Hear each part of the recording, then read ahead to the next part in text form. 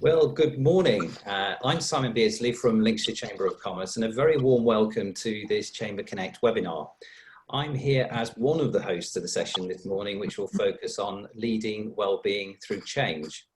But thank you for joining us today. Connecting virtually seems to be a new norm, but please bear with us if we do experience any technical difficulties this morning, which we hope we won't, of course. I'd like to let you know that this session is being recorded, so it can be accessed later, but we're also going out live on the Lincolnshire Chamber Facebook page. So, mental health and well-being has been a topic of interest for some time, but it's certainly become more prevalent in such times as we're living through at the moment. So I'm delighted to bring to you a jam-packed agenda this morning with some fantastic expert panelists. This morning's sessions will run between 9:30 a.m. and 1 o'clock, and they're split into 6 core areas, which will last around 30 minutes. We'll be posing questions in each of them, but it's also an opportunity for the audience to ask questions as well. The way to do that, again, is to use the chat function on Zoom. Across the bottom, click on there, a bar should open up on the right-hand side, and then you'll be able to type the questions, and we'll be able to come back to those as we go through the session. If you're watching us on Facebook, please type a question on the comments box, and we'll do our best to answer those as well. So for me, for now, that's enough. I'd like to introduce you to our co-hosts, or my co-hosts this morning, Rosie Green and Mark Hammond. So Rosie, for a start, I just wonder if I could come over to you, to say hello, and for you just to give me a little bit of background. Rosie, are you there? I am. Good morning, and good morning, everyone.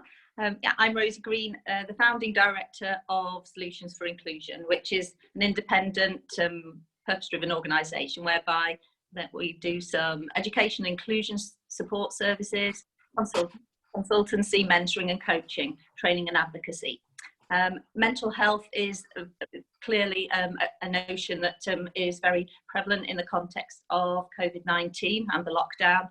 And so, having lived in Lincolnshire for most of my life, it was definitely time to think about how we could support leaders and leading well-being through change, because obviously in these unprecedented times, even the leaders of organisations need someone to consult with and to plan in this sort of proactive but reactive scenario. So I'm a certified master NLP practitioner, so that is embedded in much of what I do as well. So I'm looking forward to collaborating with Mark, who will hopefully in due course come to Lincolnshire to work in person. But what we decided in conjunction with Simon was that we could support people as we work towards doing some research about what's needed, what is going on in those organisations and for people right now, and how we can provide some kind of support service and hub to be able to help people through to the transition back into workplaces as and when appropriate. So thank you, and then I'll introduce you now to Mark. Thanks, Mark. Rosie. Morning, everyone. Can everyone hear me okay? Just a couple of notes. Yeah, lovely, marvellous, that's fantastic.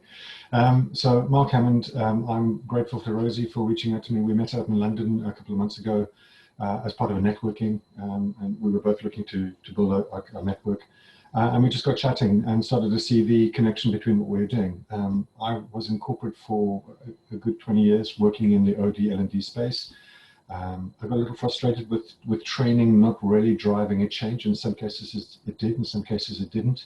And started to look more at what was the real shift in performance for organizations, and started looking at culture and behavior change and leadership and engagement and how those pieces came together.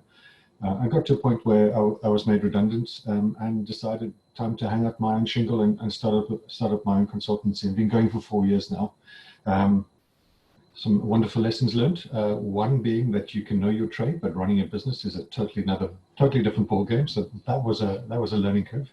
And where I've got to is I've really explored the link between vulnerability, trust, vulnerability-based trust. So a bit of Lencioni, and some of the work of Brené Brown and a whole range of other researchers, Amy Edmondson in psychological safety, and linking that to behavior and culture change in organizations to drive innovation.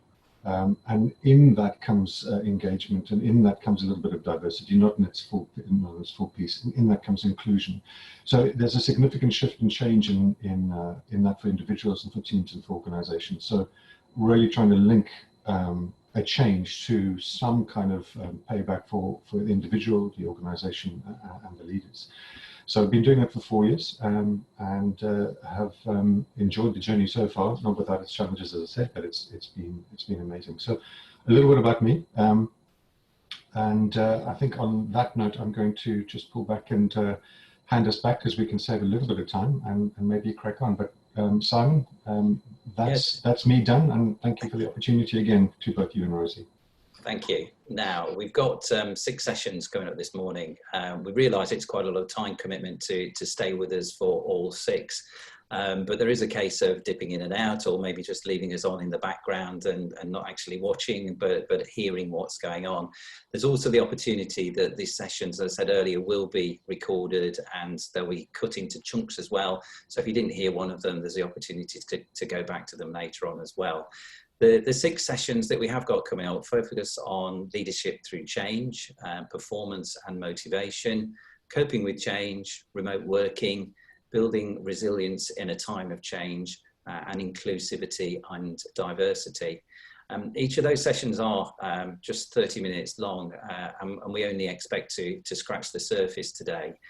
What we really would like, though, is audience participation. So if you have got questions, if you'd like to explore, if you'd like to dig deeper with one of the experts that we have on today, please feel free. And it's just reiterating what I said earlier, to use the chat box. And we'd like to come to you so we get your input as well. Something to say there in terms that no question is a silly question. You certainly won't be judged in terms of raising those issues. It is an opportunity, though, to ask whatever in terms of those key areas that are being discussed today. So do take the opportunity. Time is moving on, and as I say, we have got only 30 minutes per session, so a little bit early now. But I think it's relevant that we move into the first one. The first one is focusing on leadership through change. We have got 3 great panelists who have agreed to join us today. They are Angus Moyer from Grow Biz Pro, John Davis from Get the Edge, and Nicola Edwards from Elwood Performance Mastery. We're hugely grateful for you giving up your time, and I'm sure you, like I, are really passionate, are really interested in this area and discussing it further. And as I say, this hopefully is the start of a discussion and a journey where we can explore further content. But this morning we're hopefully just going to skim over the unseen pressures at this particular time that leaders might be picking up or not picking up. How you can cope with the resistance to change, as well as as unlocking some of the issues around well-being, but also focus on the importance of communication at this particular time as well. So that's enough from me at this particular time. So I know you're all there and you are able to hear me. Angus, John and Nicola, in that order. Are you happy just to say hello and just introduce yourself to the rest of the audience at this stage? So Angus, are you there for a start? Indeed I am, yes. Good morning everyone, and yeah, thanks for the invitation, Simon, to be here this morning. So yeah, I'm Angus Moyer. I'm the owner of a strategic consultancy, Grow Biz Pro, which is really there to help your business grow profitably by focusing on strategy and the resources you need to help your business grow and to support that strategy. I've got a 30-year background in the corporate world, most recently with Nike, and I've been through quite a lot of examples of change in a leadership position, and looking forward to giving some thoughts on how we get through this challenging times. But there's also opportunity. With challenge comes opportunity as well. So yeah, looking forward to the session this morning. Perfect, thanks Angus. John, just a yeah. quick hello. Yes, can you hear me okay, everybody? Give us a quick thumbs up just to show. Yeah, fantastic. Good. So John Davis, Get the Edge. We're involved in leadership management development and run a number of retreats in the Lincolnshire area. So I've been around organisational change, strategy, culture, very similar to Angus, actually, sort of 20, 30 years involved in a number of businesses, developing and growing people to take them to the next level. Our business actually has a therapeutic edge to it as well. We're, believe it or not, everybody in our business, we're all supported by therapeutic interventions. And of course, in this time, at this moment in time, well-being of our people is an important thing to be considering as a leader. So thank you for the opportunity, and I'm looking forward to the discussion as we move forward. Okay, all going so well so far. Nicola, can you hear us? Good morning. Hello, good morning. Hello everyone, I'm Nicola Edwards. I am an executive leadership coach. I work in two areas. I basically help leaders and organisations be their best. I'm a master coach, so I did my master's in coaching, and that's about excellence in communication. And like Rosie, I'm a master practitioner of NLP. I'm also a certified trainer of NLP, which basically means I can help people unlock really productive, resourceful thinking, communication and behaviour. So I help leaders be their best, working with the person within the role so that they lead themselves and therefore their organisations. And then also I'm equipped to train managers in excellence in communication so that they can engage their teams to the organisation and where it's going or where it's changing to. Yes, those are my kind of two core areas of work, and I love what I do. Brilliant. So I'm going to hand over to Mark now, who's going to facilitate the session. So Mark, over to you to kick off. Thank you. Okay, so just again, a quick check-in that you can all hear us, and a nod and a thumbs up is fine. Fantastic, it's all good again. What you'll see through today is there'll be two people facilitating a session. So whilst Simon is the lead, I'm sort of the two I see helping to provoke the questions, check the questions, keep an eye on time, but Simon's leading, and you'll see those two roles emerge through the day. So just a little bit of clarity there in terms of what my role is for the session. So we have some questions that we've requested, and they've come through, and there's 3 of them. These may blend and they may bring in some other pieces. And the first one is, I'm going to hand it over to the panel now, is what are the unseen pressures on leaders during this crisis? And let's open the conversation with that. So unseen pressures on leaders during this crisis. What are you seeing? What are you noticing? Well, sorry, if it's okay for me to go.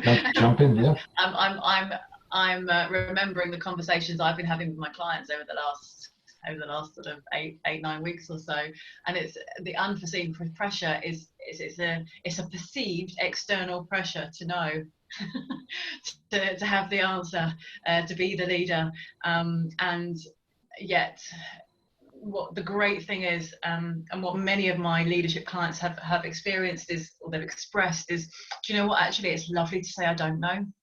And what it's creating is it's creating the vulnerability, is that I can't say the word, the openness, the acceptance to reach out. And you know, there are countless studies that show the most engaging managers have a collaborative approach, a coaching approach to communication. So these people are now realizing that actually that pressure doesn't need to be there if I just proactively reach out and speak to people and explore, because for the first time it's okay for me to do that, and that's across all industries. It's okay for me to do that. So that pressure that I think has been there is still there for some, but it's becoming less actually now. So yeah, that's kind of my first gut response to that question.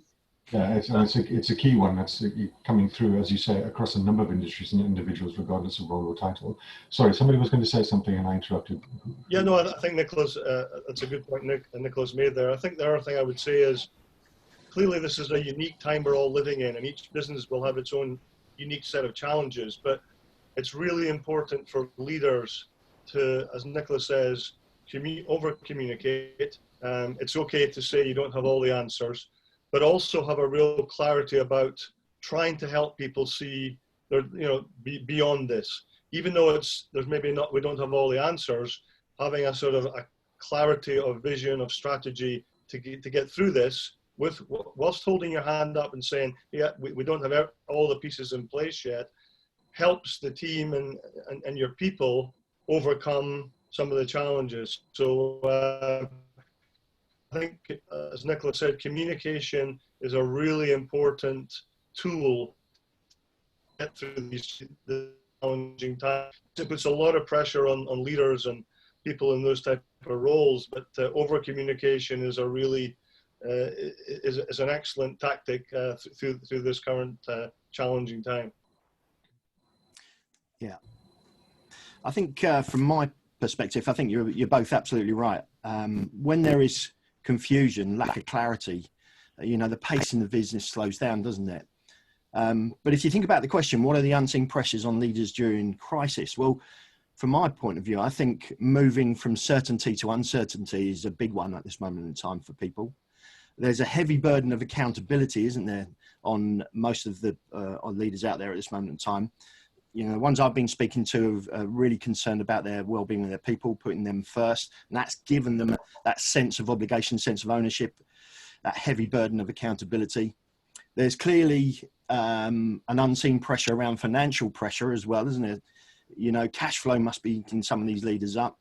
On the financial side of things, how many businesses are really struggling? And if they're genuinely struggling, when does the leader step forward and, you know, show their hand to the rest of the business, the rest of the people in the business? I think another concern is the issue around making poor decisions and unintentionally causing harm due to bad or incorrect information. I think there's a lot of data missing out there for people to make really decisive leadership decisions at this moment in time. I think there's a delicate balance if they react too quickly versus reacting too quickly on bad information, sort of versus waiting too long and not taking action. But I do totally agree with you about vulnerability, Nick. I think that's an important one, isn't it? I think the leaders out there at this moment in time are really need to show their vulnerability and ask for support and help from those people around them. So they must be under some really immense pressures today, I would imagine. Yeah, and moving from that from that certainty to uncertainty must be really painful, I would imagine. That's my thoughts. Yeah. So some key themes coming out there in terms of the certainty, uncertainty, the need to be vulnerable and to understand how to be vulnerable in a way which engages other people, and to do that authentically in a way which allows other people to show up in that space as well. That talks to some awareness of how that works for you and possibly some boundaries. So as a leader, keeping that in mind as you're going through change and dealing with these unseen pressures. And then this other piece around phases that I'm noticing in some of the clients that I'm working with. There's distinct phases that organizations are going through. Some just figuring out where they're going to survive, and this point around cash flow, and then some that are managing to get through, but having to really figure out what the future is going to look like. And then lastly, some right out on the edge that are doing perfectly fine, have adjusted over time and made some very hard decisions, but are in a position where they are thriving in some ways. But leaders have had to figure out how to be in each of those situations. So this idea of agility during change and vulnerability and being able to communicate in a way which gets people to come with you moves beyond simply just telling the financial story. There's got to be something far deeper in this as well to help people come along. And help them to understand how to be. So there's a number of sort of deeper themes in here that are starting to resonate, I think, across this topic. So anything else either of you would like, or three of you would like to add? And then I might introduce the following question. Go for it. Okay, so I mean, just drawing on those points that you've made, this the communication, the clarity, the uncertainty, looking at the financials and the different phases of that the organization is going through in terms of this change. There's a question here about why do people resist change, and what can leaders do to help overcome that resistance, unlock the transitions, and enable well-being? So some of the pieces we're just talking to, what might be emerging as resistance, and that could be I want it to be like it was. And I want that certainty. Yeah. So over to you guys. And again, open floor, jump in and give us your thoughts. I'll jump in if you want. As Nicola led the last one, yeah, I mean, I think a lot of this is down to the culture of business. I mean, the cultures are very broad, a lot of different things, but if you have the right culture, which is easy to say and more difficult to achieve, you know, change should. I think we've lost Angus. Can anyone hear Angus? No. No, okay. So Angus, we've lost you. I don't know if you can hear, but I'm just going to open up to John and Nicola while Angus reconnects. Do you want to jump in or? Go for it. Yes. Oh, ladies first. Go for it, Nick. Yeah. Okay. So, question was, why do people resist change? The reason people resist, they're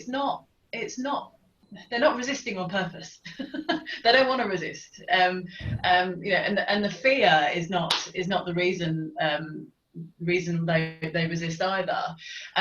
It's the motivation behind the change. What people often can't understand when they're going through change is how their needs are going to be satisfied at a real unconscious level. Why, you know, how their needs are going to be satisfied. And you can look at a number of different models around this. For example, neuro leadership, David Rock, he talks about how his SCARF model talks about how people need to feel need certainty, for example, need absolute certainty in able to progress forward. Some people may have concerns over their status and how their status may be affected. Some people may feel they may not be able to have the autonomy that they need and to be able to do the things that they want. Other people may perceive that it's not fair, that this particular change isn't the right thing to do, or they may feel separated from the organisation as a result. So it's a tricky one in terms of overcoming that, because we are all uniquely wonderful. We all have our own motivations, our own cultures, our own preferences, as a result of our sort of almost like our cultural hardwire. And so I think Angus mentioned it earlier on, as John did. There's something about certainty in terms of the leader, and for me this comes into 2 points. There's the leader at the top of the organisation being passionate and purposeful in terms of absolutely what they do know, what is a known, and what they are passionate about. So they're kind of painting that picture in a really rich way. And then it's the skills of the manager to be able to communicate, to build that sense of connection, to build that sense of belonging, to make people feel certain, to make people feel safe, to make people feel listened to. It's a skill set. So people don't resist on purpose. It's a hardwire thing. We, you know, that whole fight, flight, freeze. And the other one. That's what's happening. Yeah. So yeah. So okay. We'll talk about that forever. Yeah. It's a very meaty topic and a lot in there. So thank you for a great summary there. I'm conscious that Angus has dropped back in. Angus, we lost you there briefly, unfortunately, but you were talking about the culture of business, and if you can just draw on a little bit what has been said, but I wanted you to have the opportunity to just come back in and say what you were talking to. Can you hear me okay now? Got you loud and clear, I think. Yeah, we've got nods all around, so it's good. All right, good. No, I was just saying that I think the culture in a business is very important in terms of change. And first of all, change doesn't mean you have to change every week, every month, you need stability and change to kind of work together. So it doesn't mean that there's some stability can't be in an organization as well. But I think having the right culture with your teams, with your people, is a huge enabler for effective change. And there's a lot of things go into culture, as I'm sure a lot of people on this Zoom call are aware, and that's a really important part of getting your teams to embrace change. Of course, people get uncomfortable if things are changing. Some people like to have, you know, that continuity, that they get fearful, etc., etc. But clearly, organizations need to evolve, and this COVID thing that we've just gone through is a great example of that. Businesses have had to look at the number of organizations that have had to change from making fancy designer apparel to making face masks that are supplied to our wonderful NHS people. So, you know, you have to be able to change effectively, and there are opportunities there as well. But I would definitely say having the right culture in an organization and be clear on that within your overall strategy is really important to helping enable successful change. Okay, John, did you want to, thanks Angus. Yeah. John, was there anything you wanted to bring into I that? think, yeah, I'll go with Angus on that one. I think if there's a strong culture, then we've got pace, we've got traction, we've got momentum, we've got speed through change. Yeah. But I think connecting with Nicola's piece as well, you know, what we've got to remember is change has a significant psychological impact on the human mind, doesn't it? If you think about it. So the fearful, it's threatening because things could get worse. To the hopeful, it's encouraging because things may get better. And to the confident, it's inspiring because we get the opportunity to challenge and create new things. So if you think about where we are at this moment in time, all three of those levels, if you like, fearful, hopeful, confident, you know, they've got their own methods and approaches to delivering this change in COVID-19. But you come to the question, why do people resist change? 9 times out of 10, it's misunderstanding about the need for change. They haven't been involved in the change, in shaping it, creating it. The leader's not possibly being collaborative enough. There is an element of fear of the unknown. There's an element of lack of competence in the people to deliver that change. And as a leader, we haven't developed people. There's too much connection to the old way. So this comes back to Angus's culture piece. If you've got a group of people who are so connected in the old method, then it's very, very difficult to disconnect them and align them into the new method unless you've got a real galvanizing speech. There's low trust because we've implemented change before and it's not worked. So that makes people resistant to change. They see change as a temporary fad, if you get me, you know, well, we did that last week and now it's this flavor of the week again this week. Like I say, lack of consultation, poor communication of the change around the business as well. So there's a whole host of different things. But the big one for me to consider from a leadership point of view as well is if we're facing resistance in people to change, I think it all comes down to personal values, which I think is where Nicola was going ultimately, wasn't she? She was talking about that deeper piece inside of us that prevents us from supporting that change at a level. And our value system as human beings is the thing that ultimately determines our moral compass, the way that we behave. So from a leadership perspective, I'd really want to understand all my people's personal values in order to then understand how to position that change to them in such a way that it has an impact for them. Mark, can I add to that? Please jump in, yeah. There's something about, we talk about culture, we talk about individual response, but I use this phrase quite a lot. It's a well-known employee engagement kind of concept that there is no such thing as an organisation. It's merely a collective of people all moving towards a common outcome. Yeah, we are all individuals working collectively. So it's kind of what is our part, and it comes.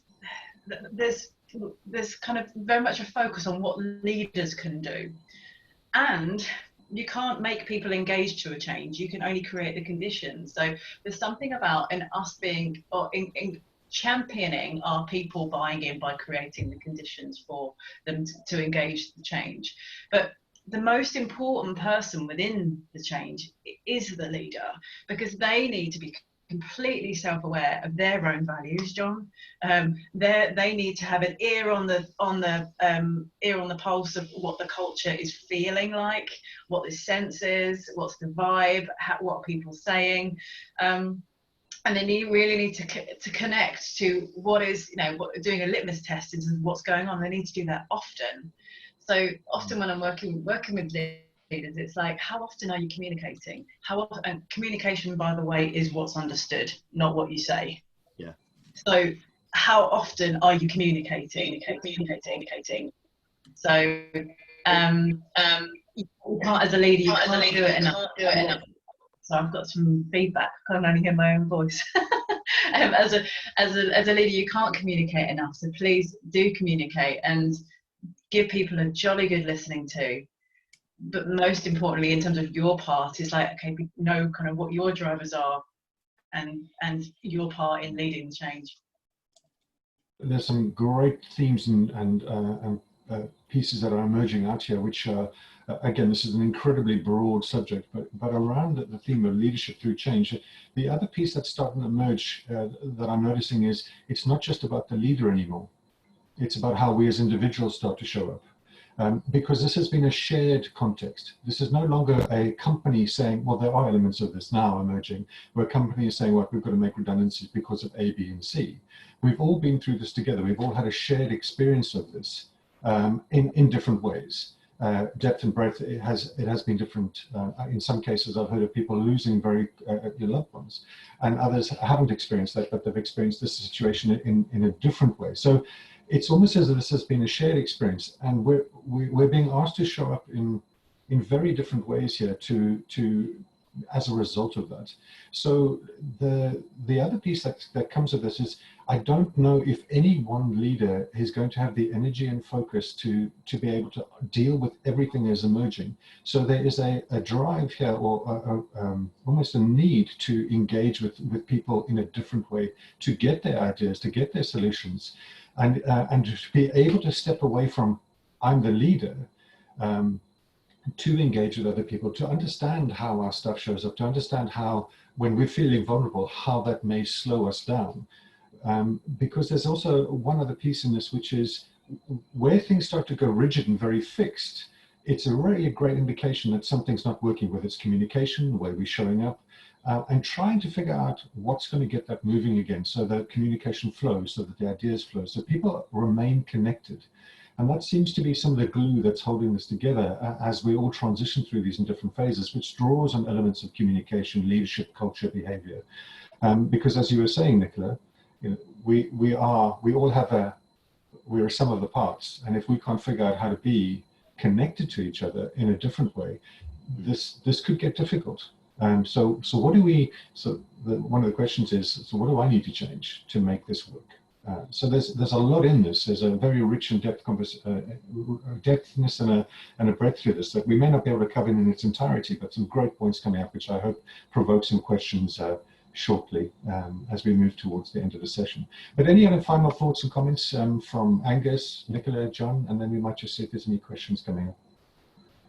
I just got a thought that kind of came to my mind a moment ago. It's almost like the opportunity now is for the leader to almost like just take a step back and be inquisitive, be curious, explore what's working in the new, and what people want more of, and also therefore less of, and create a really rich, collaborative, bottom-up vision of what we're all moving towards, and potentially away from, but ultimately towards.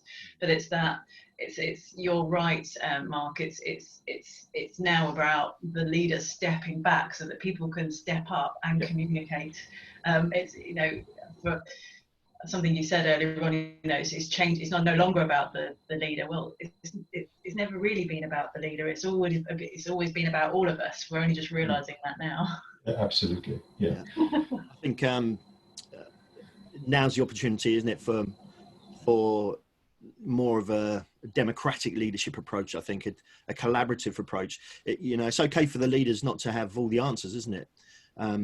It's time to let go of, for some leaders, I would imagine, it's time to let go of ego as well, isn't it? And the need to be in control, and actually to pass over to the supporting team and pick out their points of views and their vision. You know, if everybody could create a new shared vision moving forward with a new set of shared values, maybe something like that, you know, I think we'll get some more traction, we'll get some pace, and we'll get certainly a whole host of collaboration.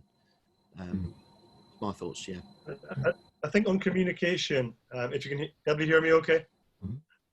A couple of things. Firstly, for a leader, I've certainly seen, and I'm sure you have, there's a lot of leaders who say something, but you don't, as a member of the team, really think they're fully engaged with it. And it's really important for a leader to absolutely, you know, walk the talk and be able to, and really support what the direction is.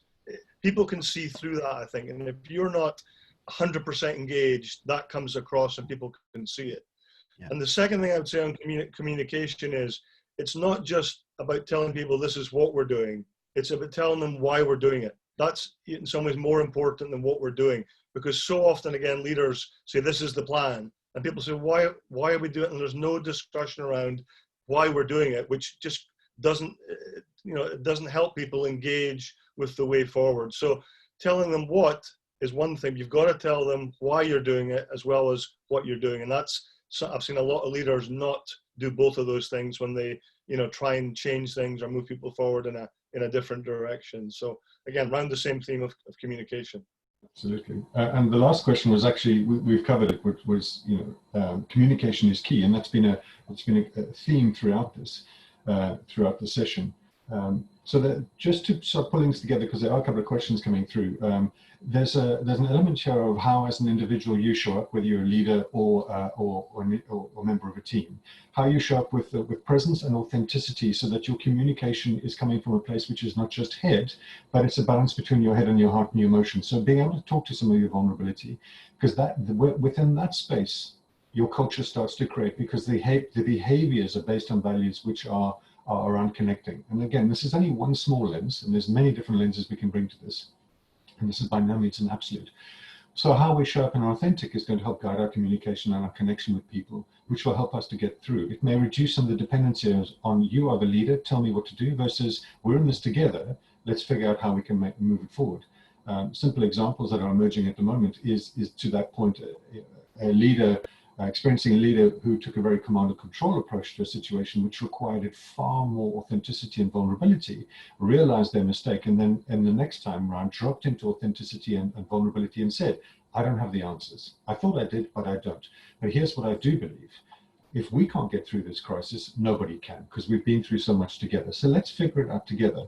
And the feedback that individual got in terms of we connected with you, so now we can know we can figure this out together, was hugely powerful, but significantly different and driven by the context. So it required an immediate change to pivot and help that individual, so that individual was showing up in a different space. So there's lots of different elements to this. Briefly, we've got some questions coming through. One I'm going to pop to the panel. How does the panel suggest you approach a situation where you have good support for change at leadership level, but poor application and implementation? Something that may be playing out at the moment. So everyone hear that? Yeah. Good. I think from my point of view, if you don't mind me jumping in, go for it. I think in that example, I would want to understand how much involvement I've given the whole of the wider team in shaping the change in the first place. Yeah. Because I think if they're getting resistance at the lower level, how much involvement has the individual had in being able to shape and design the change? You know, the people who have to do the work have a better understanding of the work than most of the leaders that lead and manage. They understand all the little nuances, the shortcuts, the things that are going to cause the problems. And if we're not consulting the wider team, the bigger team, and giving them a voice in change, then it's inevitably doomed to end up in the situation I think that you've just described. Yeah. Okay. Angus, anything you'd like to add? Yeah, no, I think John hits a lot of the key points there. I mean, I think communication, again, you know, if things aren't working right, it shouldn't come up as a surprise or a real, you know, something on the radar overnight or whatever. It should be, if there's an effective communication on a regular basis with your teams, with the key people involved, then issues like that should be coming up, you know, almost before they arise. So it's back to having effective communication, you know, a clear plan for the way forward, and ensuring that people are clear what their role is in achieving success. So good, effective communication should hopefully minimize those type of things coming up, I think. Wonderful. Thanks, Angus. And last but not least, Nicola. Mark, I confess you broke up slightly on my I didn't quite hear the question. Could you just repeat the question for me? Yes, so the question that came from somebody in the audience, and I'm not sure that I can mention names, but I'm just going to say that they wanted to know, how does the panel suggest you approach a situation where you have good support for change at the leadership level, but poor application and implementation? Yeah, it's for me, it's about personal motivation and connection. If there's a disconnect between the leadership and the management level, and the managers enabling it to happen within the teams, there's something that, in terms of the communication, I think we've said that word many times already, but there's something about that collaborative approach between the people who are leading the change and the people who are making it happen, the collaborative vision for the change, how we're going to do it, what the behaviours are, what the capabilities within that, what the resources are, how we do it. Okay. That needs agreement. Nicola, if those were leaders themselves that were implementing poorly, how would that change things? If the leaders were, yeah, ooh. It's a different ball game. Different ball game, isn't it? Yeah. How are they receiving feedback that something's not working? Are they aware? Yeah. That's my first go-to response to that. You know, people do the best with the resources that that they have to them at the time, and so what resources do they need more of to be able to do a better job? How, you know, your example there in terms of the command and control guide to, you know, to flicker the switch, you know, he took in some great information that enabled him to flex. Yeah. So if there's two things, isn't there? There's feedback, and then there's the mindset of the leadership team to be open enough to receive the feedback. Yeah, and that seems to be a pivotal piece around you, is having the awareness to know when to shift and change so that you can adjust in the situation. So things don't go rigid and stop and the flow stops, versus keeping them moving and being able to adjust and change. So knowing yourself enough that you can adjust and change in these situations. And that then has an impact on empowerment as to how you enable other people to show up and to take accountability and to be responsible. Because as we were talking about before, I don't think any one person is going to be able to sustain the energy or focus to get through this by themselves. Just having a quick look if there's any other questions, because I'm conscious we have 3 minutes left and I need to hand back to Simon. Okay, so there was one final point here, which we may have to come back to, but just briefly, is there something in the thought that genuine transformational change can't occur until the cost in all its forms of staying the same, business as usual, outweighs the cost of change? Great question. Any final thoughts, just briefly, John? Can you just say that again for me, please? Yeah, the question is, it's a little long one, but it's a good one. Is there something in the thought that genuine transformational change cannot occur until the cost in all forms of staying the same outweighs the cost of change?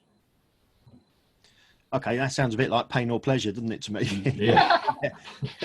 That's another webinar. Yeah, absolutely. I think that comes back to that decisive decision making around the change in the first place, doesn't it? And gathering all the data. If you react, like I said before, if you react too quickly on bad information, but if you wait too long and don't take action, looking for perfect information, so it's a real balance, isn't it? That one, I think. Yeah. I think there was a really good example. I don't know if anybody watched the program, again, relevant to COVID, about the South Korea example. And the lead scientist there said, we went ahead with our program based on 90% information. So there was a scientist saying we didn't have all the facts, yeah, but it was, we went ahead because we felt it was the right decision. So a good example of, not having every box ticked. But if you look at the South Korea example, depending on your point of view, they seem to have had a pretty good result on that. So sometimes, in my experience, people from a certain background want to have everything, every box ticked. But you also sometimes have to go with your gut a little bit. So not easy for leaders sometimes, but that South Korea scientist really struck a chord with me. And on that 90% of quality information, for me, that gut response is enabled by good information. I can think of one particular client of mine I'm working with, a national utility provider, and they are having communication twice a day through their entire manager hierarchy. It's a load of information, but they're getting it from the bottom up, so that they can make the best decisions. Because going to your question, people are either motivated towards what they want or away from what they don't want. And if there isn't a compelling reason to move to move towards what we want, then those people who are motivated away from won't be going anywhere, and you will get resistance. So it's our job as managers and leaders to create the conditions for people to connect to the future. And on that note, I'd just like to say thank you so much for your contributions and your input. That was a very broad topic, but I think we went to some depths and breadths there, which were really useful, and pushed some of the boundaries, which provoked some further thinking. There's been some great questions coming. I would encourage you to stick around with us. We're going to move into the next session shortly. So again, thank you to our panel.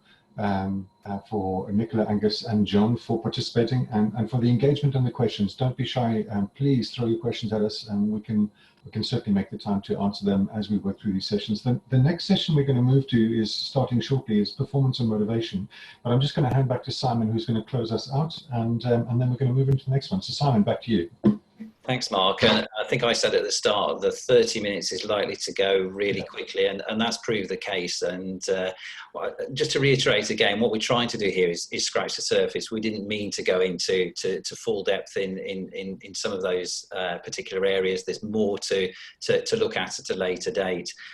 Part of the feature of the chat really is to pick up some of those issues that we could develop further, that we could go into in further depth at a future occasion. So don't hesitate really to put down those further questions in the chat function. If we can't get to them now, as I say, it may stimulate things later on. And I don't want to hold things up further, but we've got coming up next performance and motivation. I'm going to hand back to Mark, who will be the lead facilitator for that session. Stay with us also for coping with change at 10:30. At 11 o'clock, we've got remote working. At 11:30, building resilience in a time of change. And at 12, inclusivity and diversity. So without further ado, I'm going to hand you back to Mark now to start off the performance and motivation.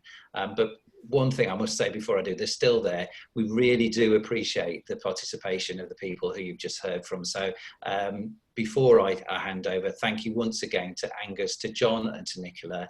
It's been great. If you need to know any more information about their businesses, I'm sure if you look on their LinkedIn profiles, you will see more about them and more details about potentially how they could help your business in future.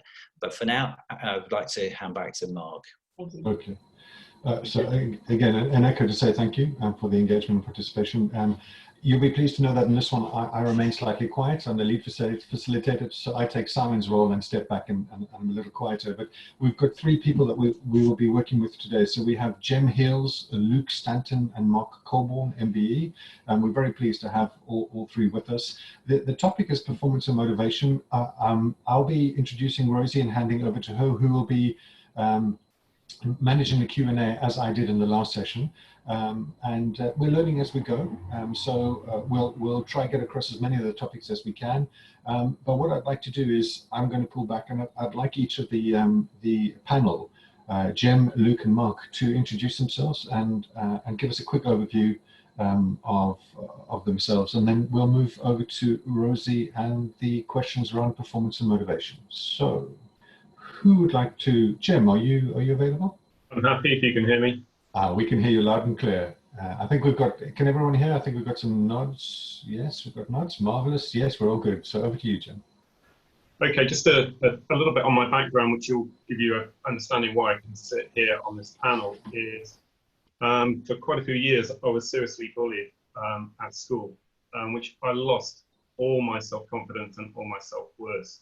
But I managed to overcome that through finding a passion, and that was dance. And I know there's one person in here, John Davis, who shares that passion of Northern Soul, and I actually did quite well at it, and it gave me the I won a few dance competitions, which gave me that confidence I'd never had, and that allowed me to volunteer and join the Royal Marines. I had 4 years in the Royal Marines, and then I needed to step up and take it a little bit further. So I volunteered for UK Special Forces, where I then spent the next 20 years operating globally. The 15 years after that, I've been a risk and crisis management consultant for Lloyd's of London. So I've gone through change, I've gone through disasters, I've gone through lots of different things with different companies and different individuals and helping them overcome those problems. So that's where I am now. So back to you. Wonderful. Thank you for that. Thank you for sharing a little bit of your past and your experience, Jim. And I'm sure we can draw on that as we speak, particularly given your experiences around performance and motivation. There'll be some clear links there. Next, I'd like to introduce Luke Stanton. Luke.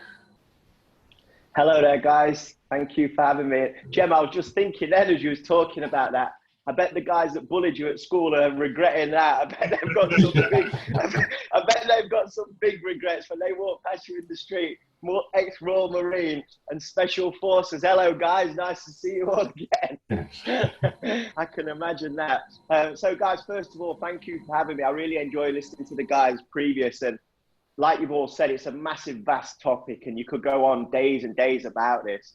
And it was really interesting to hear different people's perception and the perspective on situations, which kind of frames how you see things, to how you think about things, to how you react within those situations. So I'm really excited and honored to be here today. Just a real brief about me. I'll tell you a very short, sharp story, which will tell you who I am, hopefully, and why I'm before you guys today. 33 years ago, I remember walking into my primary school in Retford in Nottinghamshire, where I'm from. And as I walked into my primary school back then, the only times I got asked to go to the head teacher's office, it wasn't usually for a well done, son, here's a star. It was for, come on, Luke, we need to sort this out. And this particular day, Mr. Spencer asked me to go into his office. Now, as I walk into his office, I sit down and he's sat opposite me. And back then, guys, a similar era to me, I'm 41 years of age, teachers could still smoke in school, as crazy as it was. And he sat opposite me and he's got this pipe. And out the corner of his mouth, the smoke's coming out. And he sat there with his cap on and he looks at me, he says, Luke, I'd like to bring an opportunity to you today. I'd like to bring an opportunity to you today. And I remember sitting there, this 8-year-old kid back then. I said, sir, what does opportunity mean? He says, an opportunity is to do something new that may bring something new. And still sat there as an 8-year-old kid, totally baffled by what it meant. The word new sounded exciting. So I said, okay, sir. I said, what is it then? What is it? He said, we'd love to invite you on a trip to come to Wembley Stadium and watch England play, England youth team. He said, all the teachers know that you've got this burning desire around sport. We really think you'd benefit from coming. He said, we don't usually invite your year group, 8 years of age. We usually invite year sixers, 11 years of age, but we'd love you to join us. So he gives me the letter. And what's really interesting is that my mum, still to this day, she says it's the only time I rushed home in my whole academic life with a letter from school and couldn't wait for him to read it. So I'll run through the door that afternoon. I give the letter to my mum. My dad calls my mum to the kitchen. My dad reads the letter. It says, dear Mr. and Mrs. Staten, we'd love to invite Luke to come to Wembley Stadium and watch England youth team play. And the letter went on. My dad puts the letter on the side and he walks off. I didn't get a response for quite a number of days. And me as an 8-year-old kid, it's all I wanted to do. I'm like, Dad, can I go? He said, I'll let you know, son. Now, reflecting, looking back, I realized the reason was because there's always a downside to every opportunity. There's always a risk.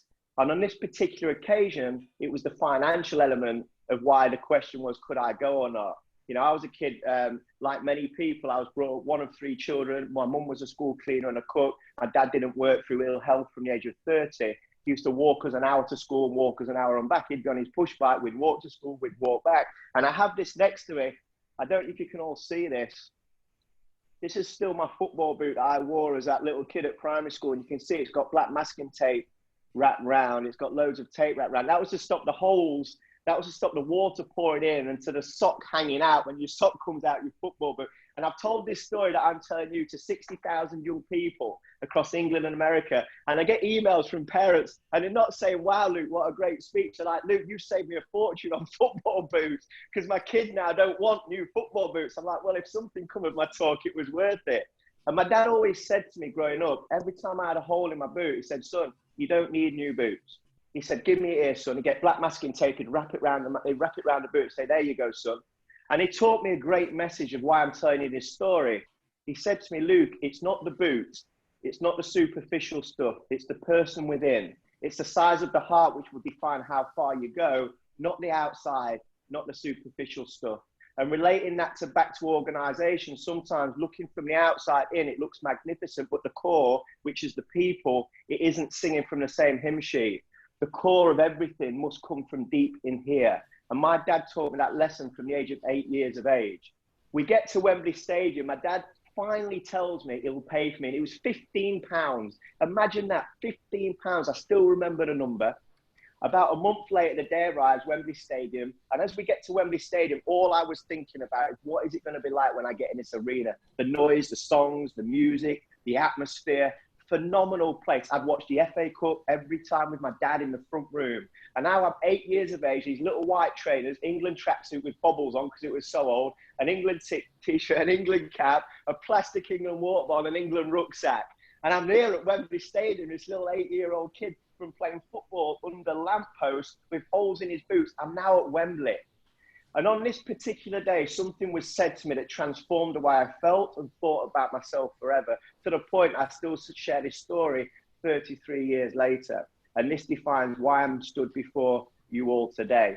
We walk into Wembley Stadium, we go through the turnstiles, and as we walk in, I remember seeing the steps in front of me. Now, if anybody's ever been to a concert or a sporting event, when you walk in, the energy starts to lift.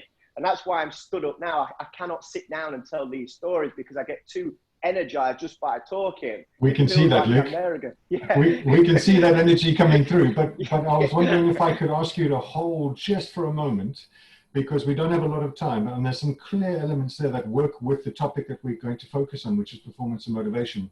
So can I ask you to hold that just briefly while I introduce our final speaker, our final panelist, Mark Colborne, and then I'm sure we can absolutely draw in elements of what you're talking to encourage and further the topic of performance and motivation. But I'm just conscious we need to get Mark in as well, and then we can continue this very rich conversation. Would that be okay? Of course it is. Thank you, Luke. I appreciate that. Mark, my apologies. Would you mind introducing yourself and giving us a quick overview, please? Yes, of course. First things first, can you hear me? I think we've got notes. We've got notes. We're all good. Yes, brilliant. First of all, good morning, everyone. Happy Friday. My name is Mark Colborne, MBE. I'm an international speaker, having presented at just over 215 conferences all around the world on the subject of change, resilience and overcoming adversity. Yes, I am Welsh. This accent isn't put on. It's not practiced, it's natural. And yes, I am an international speaker, but I'm an international speaker with a difference because I'm actually an Olympian as well. And as a child growing up in South Wales, I guess one of my dreams was to become maybe a sportsman, an athlete, a world champion, maybe even, compete one day at the Olympics. And as you can imagine, growing up, many of my friends, family, they were like, yeah, just go and work in the steelworks like everybody else. And yet that dream that I had, that inner motivation, just stayed with me all my life. So I started working, I got married. As you do, you go through, adulthood. And then at the age of 39, I qualified as a paragliding pilot. And many people say to me now, why paragliding? Why paragliding? At the time I was competing in triathlon. I was a keen rock climber. And I just wanted that feeling, that Peter Pan feeling, to fly. And I'll never forget my late dad saying to me when I was a young kid, just be very careful in life, because remember, you only have one life, one chance. Don't ever throw it away early. And when I qualified as a paragliding pilot, I just wanted those feelings, emotions, experiences that we gain. And then on the 2nd of May, 2009, so, just over 11 years ago, I was flying above Swansea with the club that I was part of. And unfortunately, my canopy collapsed while I was 40 feet above the ground. So complete freak of nature, came down, hit the floor, feet first, and basically broke my back. So they say that life begins at 40, and it certainly did for me. So I broke T12, I ended up with lower leg paralysis, completely paralyzed for 94 days in hospital. And yet I just had this dream, this aspiration that stayed with me. So when I left hospital, I started to focus on my health, my well-being. I didn't go back to work, and I started cycling as part of my rehabilitation. And out of the blue, one day we were actually raising money for the Wales Air Ambulance, who airlifted me on the day that I crashed. And a chiropractor said to me, because obviously I was cycling with a disability, what's wrong with your legs? So I told him, explained what had happened, and he said to me, can I ask you a question? I said, yeah, of course. And this was June 2010. I said, yeah, of course. He said, are you training for the London 2012 Paralympic Games? I said, no. Why would I do that? And he said, I think you should. the light bulb just went off, and I thought, I've got to do this, because my dad taught me as a child, going back to what Luke said earlier on, that you have to dream big in life to achieve anything. And I'll never forget my dad, just to finish, saying to me, just be prepared that one day in the future, tomorrow will be your last day. So the important part in life is not when we're born or when we die, but the part in the middle. That's where your legacy is created. So I started cycling, and lo and behold, I didn't realize my ability, even though I've got a really big engine, strong legs, and literally won the World Championships 18 months later with British cycling. And then to go to London, if anybody watched the Olympics, I suppose it was a great warm-up for the Paralympics. To go to London 2012, just to live out the childhood dream. And the reason why I show this medal to people when I share my story is not to impress people, but to impress on them that, you know, the best dreams do happen when you're awake. And it just comes to show that when you focus 100% and you think logically, not emotionally, because, you know, I left my depression in hospital when I left because I didn't need it. And for me to go into London to live out that childhood dream, it was just a moment in time that proves that you can achieve almost the impossible.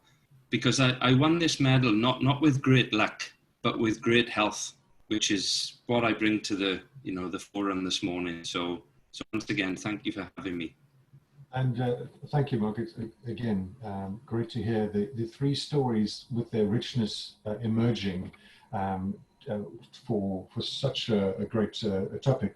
So on the topic of performance and motivation, and drawing on the richness of your stories, which clearly there's a lot in there for all three of the panel members, I'm going to hand over to Rosie, who's going to take you through the questions, and let's see how we can draw on that rich experience to explore this topic. Again, it's a massive topic and there's a huge amount to it, but let's look at it through a few lenses that may be helpful to the audience. So Rosie, over to you.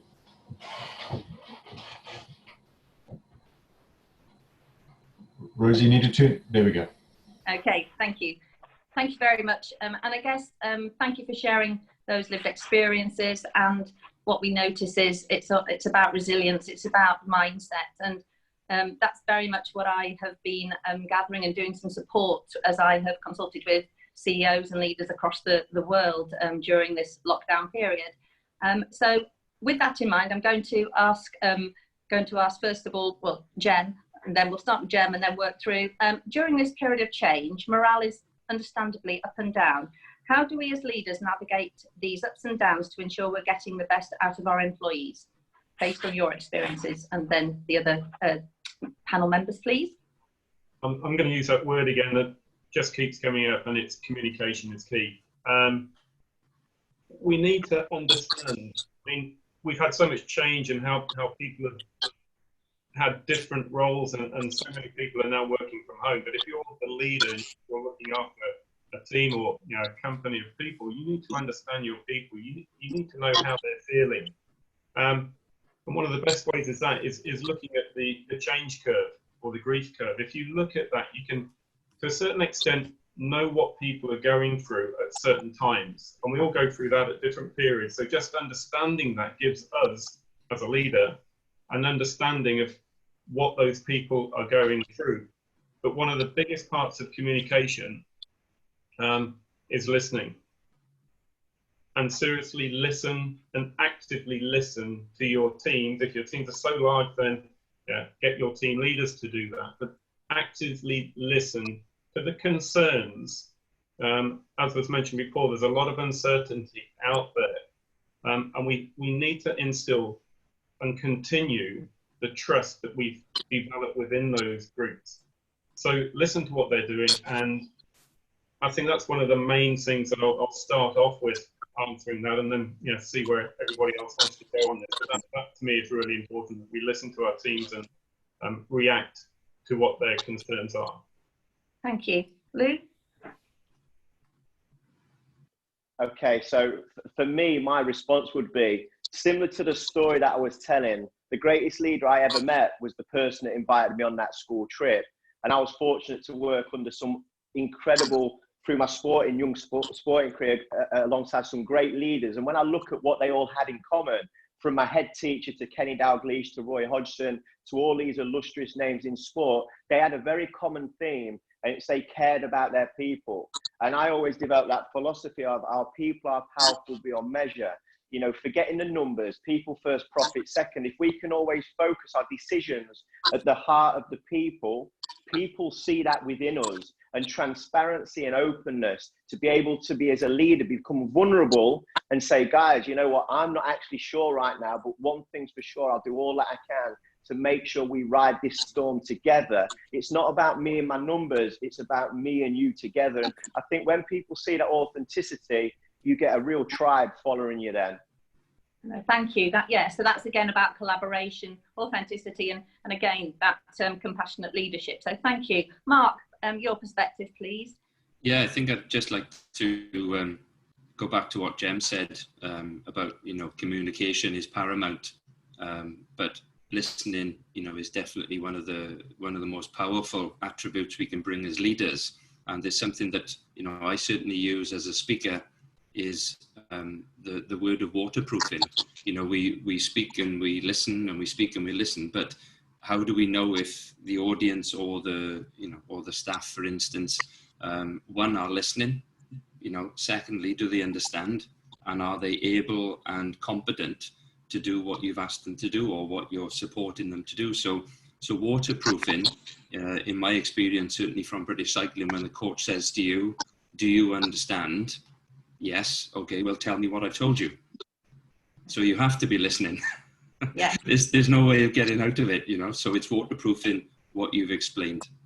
Yeah, thank you, to actually then inform practice. And again, I think whether I've been seeking the perspective of CEOs across the globe, or whether it's children and young people in education settings, it is around us listening and doing something about it, making sure that it informs our practice. So thank you, Mark. We'll go on to the next question now. Before that, does anybody have any other questions or anything to add before we go on to the other question? Oh, okay. How can improved mental health enhance business performance? From my point of view, what I've I take to with my role to support other leaders across the world is that I was involved in a really serious car crash on New Year's Eve, so have been recovering, but also knowing the importance of keeping moving forward. My daughter is a frontline doctor at Lincoln Hospital, so again I've had insight into performance and motivation and what's going on for frontline workers. So in the context of that, yes, so I'll ask again, how can improved mental health enhance business performance? Okay, I'll open that up, whoever wants to respond first. I'm happy to just jump in there. And I think we all understand poor mental health. It takes the profit, you know, on the bottom loss with people not attending work. But what we do have to realise is people will still come into work if they've got mental health issues, and they're just not productive. So we're still losing out with people coming into work, and we don't always account for that. So I think it's very much about making sure that our mental health is the highest standard. And I mean, it's understanding that. But for me, doing that time in special forces, it's all about having challenges and putting people, you know, getting them to work as a team. And how do we do that? We create challenges within the group. And I think if we can organize things like, you know, different group challenges and create that purpose within people, that they're less likely to have some of the mental health issues. One of the companies that I love being around is a company, and Keller Williams, it's an American company, but they've got 180,000 people working for them. And they have a red day where they all, one day a year, they all take that day off, and they have a group purpose to help other people. And it's loads of different things, different charity events that they all do, or they just go into certain places where they can help other people. And one of the interesting things, I work with guys who've got post-traumatic stress, and during this period, quite a few of them have done well because they've actually been able to help other people. And I think quite often it's allowing people, giving them the opportunities to help others make them feel better in themselves. Yeah, thank you. Okay, Mark or Luke, sorry. Yeah, I think you know, the responsibility of knowing what your role is, and just having the personal integrity, you know, to do what you say you're going to do. You know, you've been employed for a reason. You've been employed because, you know, you were the best of the bunch. And my question is always, you know, why didn't they pick the person behind you? So have that gratitude, the value to be in a position of responsibility, and have the accountability, you know, to see it through. And sometimes people lose that. You know, some people lose it because there's almost no goal, there's no medal at the end of the journey, and they tend to, I suppose, focus on the outcome before the process, where it should be the other way around, you know. Thank you, thank you. And Luke? Yeah, for me, I think it's important, really important, to create an environment that's safe, and a trusted environment where people feel comfortable to express their feelings and emotions and what they're thinking, rather than feeling that they've got to internalize it. So we talk about leaders a lot, and I think naturally we speak of leaders and we think of the person that owns the business, or the director, or the managers. For me, everybody within an organization, everybody in society has got the opportunity to be a leader. I'm not so sure we always realize that. When I walk into a coffee shop, I've got an opportunity to be a leader in how I portray myself and how I speak to the lady behind the counter. So I think by people sometimes look for somebody else to spark something off, where they could be the one that, if I can be the first one to express my feelings and emotions, somebody else may do that. But for the owners and the people that create the culture to start with, just having a safe and trusting environment that people feel comfortable to express, for me, is really critical, because you won't express something that's personal if you feel it may be judged. Thank you. No, and that reflects some of my experiences, where companies are now using an external mental health and wellbeing mentor or something like that. So it's a safe person. So it's still reflecting policy into practice and things like that. But I think it is so important that we remember that there will be people returning to their sort of workplaces, and some may have mental health conditions or such as anxiety that has actually been prompted by the COVID-19 lockdown. So thank you for that. Yeah, thank you. Any other points before we go on to the I think one of the issues, what I'm coming across at the moment is, yes, people went through, you know, a lot of anxiety at the beginning of this, but actually quite a lot of people, we're forgetting, are going through that now, coming out of this. And I think we need to be very careful and look at, you know, those people that are in our team, and make sure that they're coping with this new strategy. Because how often have we ever had 10 weeks holiday? I used to get holiday blues after a week off, you know, going back into my environment. So coming back into an environment, we need to be very careful about how we bring people back in. So I think that's just bearing, you know, something we need to be aware of.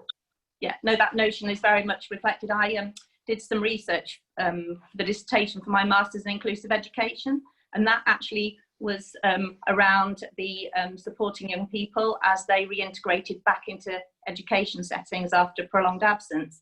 And basically what those notions and themes from that, some were around anxiety, and those have informed the advice and support that I'm giving to organisations and how they can support their individual people within those. So thank you, that's definitely what's been happening. Anyone else before we go on to the next question? Okay, so how do you maintain motivation remotely? So shall we stay with you, Jen, since you're in the hospital? Well, it's a combination of what we've been talking about, and I think it's, I think one of the good things is being within a company that has continued improvement that we can look at and we can help people develop. And I think even though we're remote, you know, there's a lot of companies that have, and even if you're furloughed, you've been able to do some training. So, you know, keeping that self-development going is really important. And one of the things that is good for people, even in that training environment, is give people that are not used to training tasks of running some of that training. So they've got those challenges within to deal with those situations and actually put it on. And you will end up with, you know, people coming through. To me, a leader is, you know, if you're in charge of one person, you're a leader. So as soon as you start to give people that opportunity to stand up and do something different and to develop themselves. I think that really helps with keeping that morale going through during these periods. Thank you, thank you. Mark, Luke, who would like to add? I think in terms of, as Jem said, whether you're in charge of one person or 50, is leading by example, and something that I've definitely seen work in environments, small and large, is having a default diary of exercise, health and well-being in terms of good eating, lots of hydration, obviously having that clear mindset and reevaluation of your responsibility sometimes, and that just keeps the pathway open for people to continue to improve. But certainly from a health perspective, is priority number one. Yeah. Oh, thank you very much. And Luke?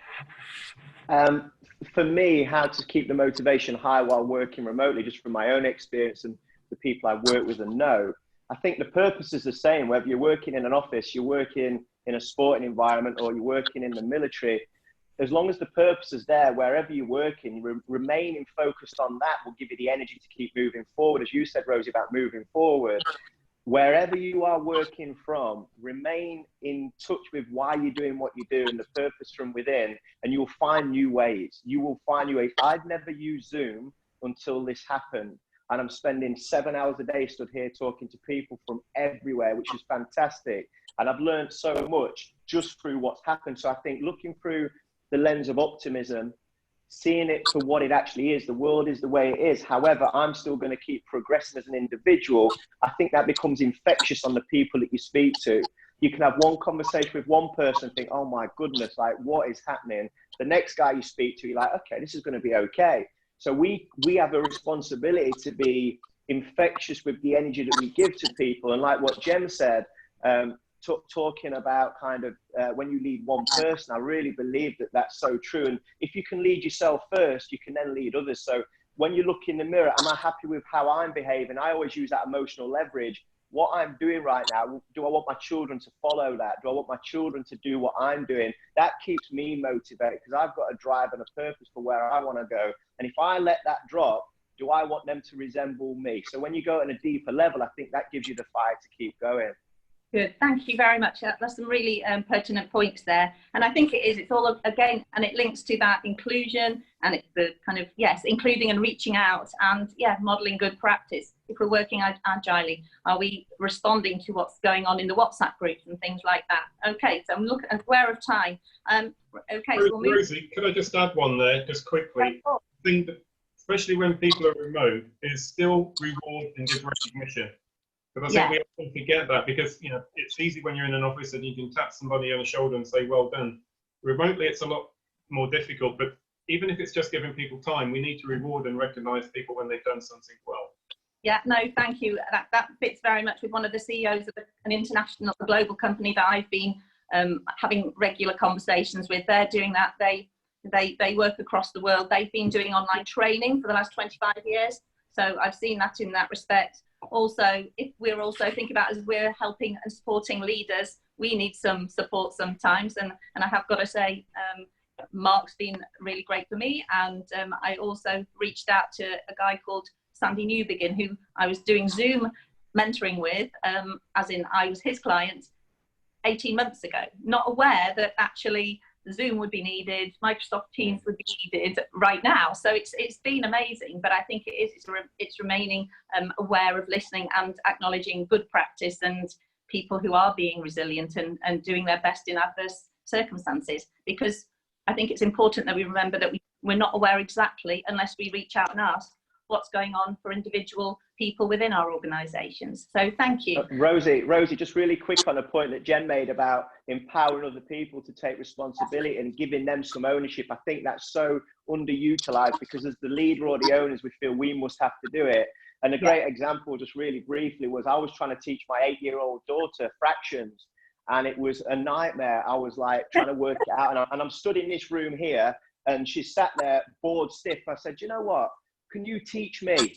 So I passed her the marker pen. She stood here for 6 minutes and I recorded it. She knew what I was trying to teach her. but because of that parent-adult relationship, she thought I had to teach her. She taught it way better than me. So I think that's a great lesson for our organisations. Can I ask for support, being vulnerable as a leader, and say, could you help me with that? Could you? And people feel empowered that you've asked them that question.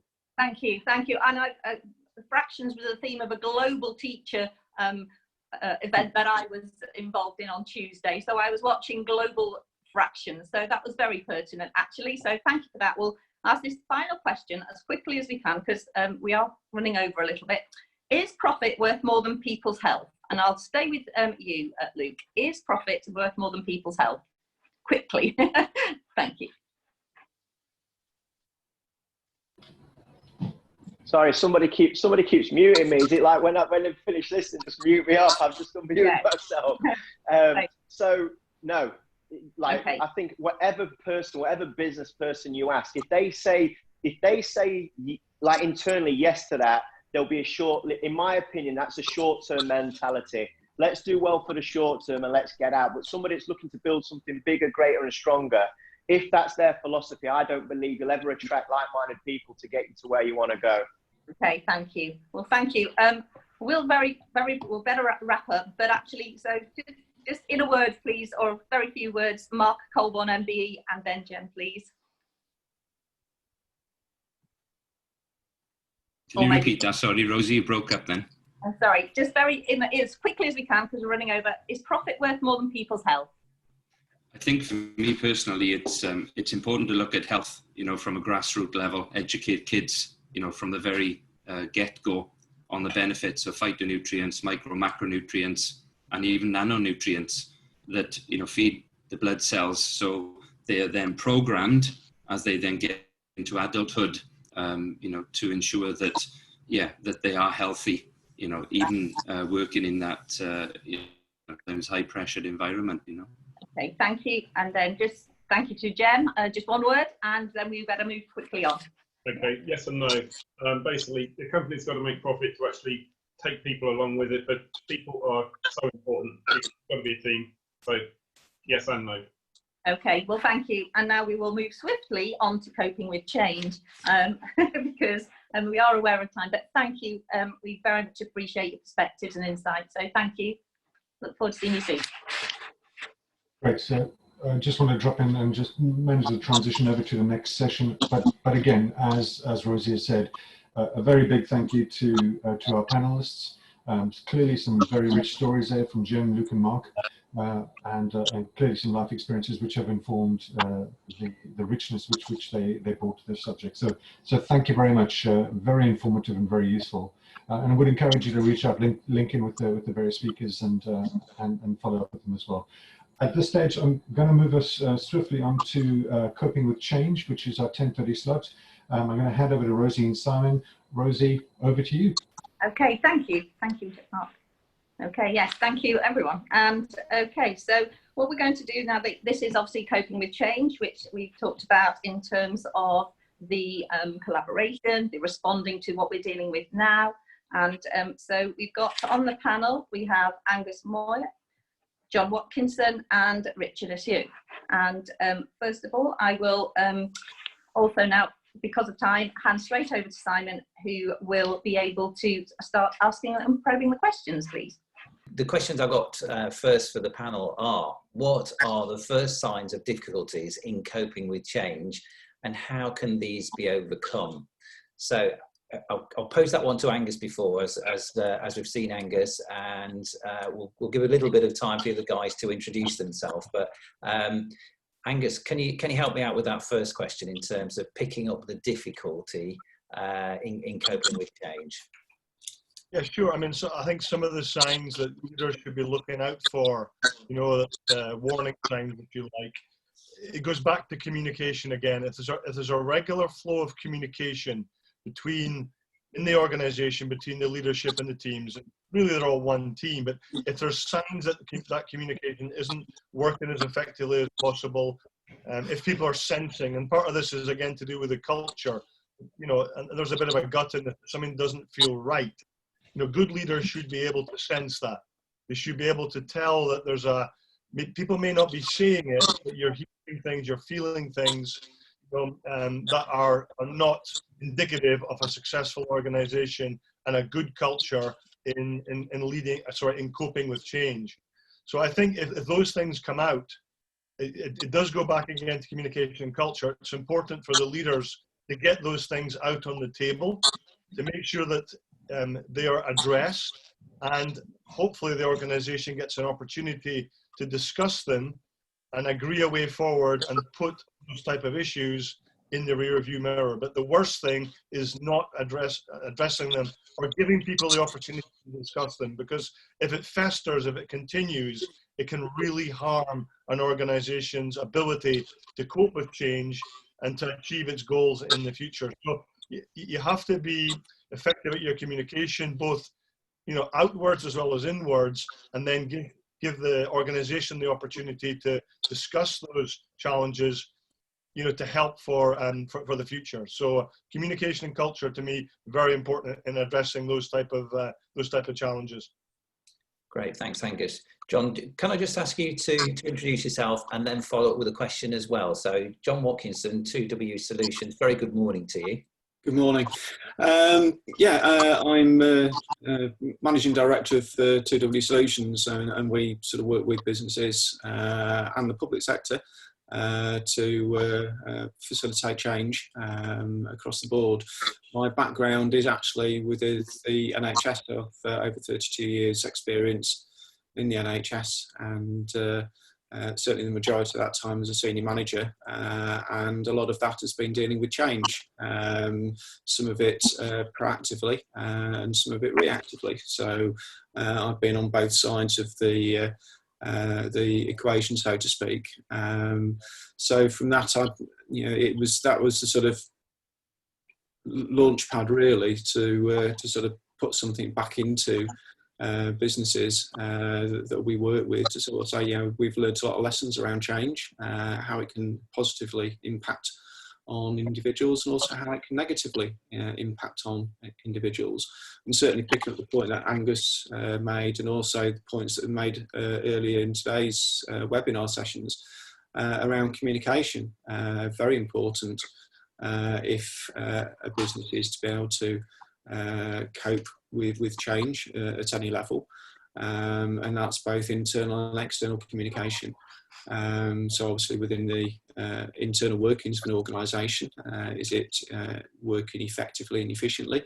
Are the visions and values resonating with everybody, from the directors through to those that are further down through the management structure? But also at the same time, you've got to look at your key stakeholders, those that are influencing the organisation in some way, shape or form, or are relying on that organisation to take their businesses forward. So there's a whole range of things that I think you need to have a look at as far as that when organisations are in that sort of difficult thing. And a phrase that I heard so many times when working in the NHS is, we have that burning platform. COVID-19 at the moment is that burning platform, and it's enabled people to embrace change more easily than perhaps others have done in the past, and certainly gives us that springboard to do something different. Thanks, Richard. And John, can I just get your view on that as well? Maybe just a quick introduction. Richard from Action Coach. Hi, yeah, first thing I'll do is just correct the pronunciation of my surname. No shame at all in getting it wrong. Everyone gets it wrong, but my surname is pronounced Esau. I am Lincoln Action Coach. Action Coach is a global organisation, but I am its representative in Lincoln. What do? We work with primarily small and medium-sized business owners as business coaches, so not just working on the person, but working on the business. My background is actually in much bigger businesses, in food manufacturing and retail, which are, I would say, both areas which have been really affected by the kind of challenges that COVID-19 has thrown up. So I can talk to ex-colleagues in those industries and learn a lot about how they're responding to change, but obviously I have my own clients as well. In relation to the question, you know, what are the first signs of difficulty regarding change? You can look at that on an organisational level, and you can look at that at an individual level. At an organisational level, I would say the first signs of difficulty are you carry on doing the same things that you were doing before, but you're not getting the same results, and you know, that can be really challenging, and particularly for any businesses that are reliant on just-in-time deliveries from abroad, for instance. You know, this whole coronavirus problem has almost wrecked their business model. So very suddenly, the first signs of difficulty became apparent,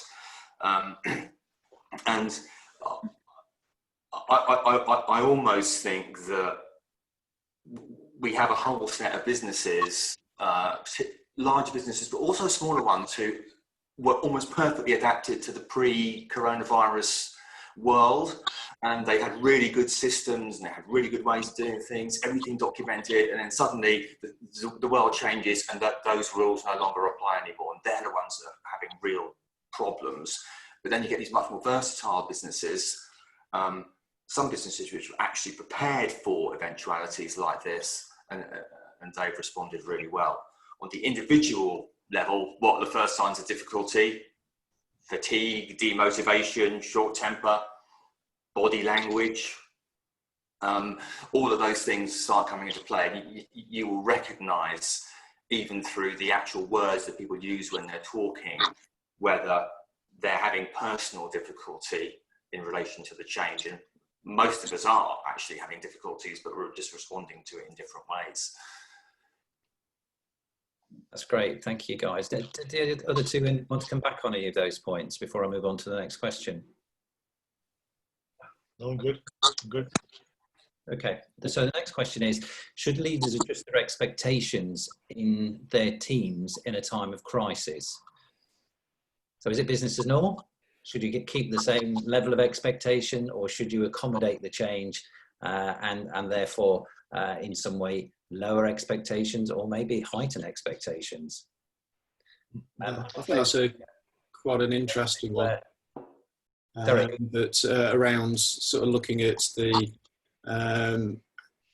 do you manage expectations, do you raise them, do you lower them? And I think it's something that you've got to constantly keep an eye on. You can't necessarily say, you know, start to paint a picture which is taking things positive all of the time, and conversely painting that negative picture, because as we're seeing certainly in the media a lot at the moment, it's how they react to those messages. And I think it's very much got to be a sort of a two-way process. You need to understand what information they need in order to continue to make things happen.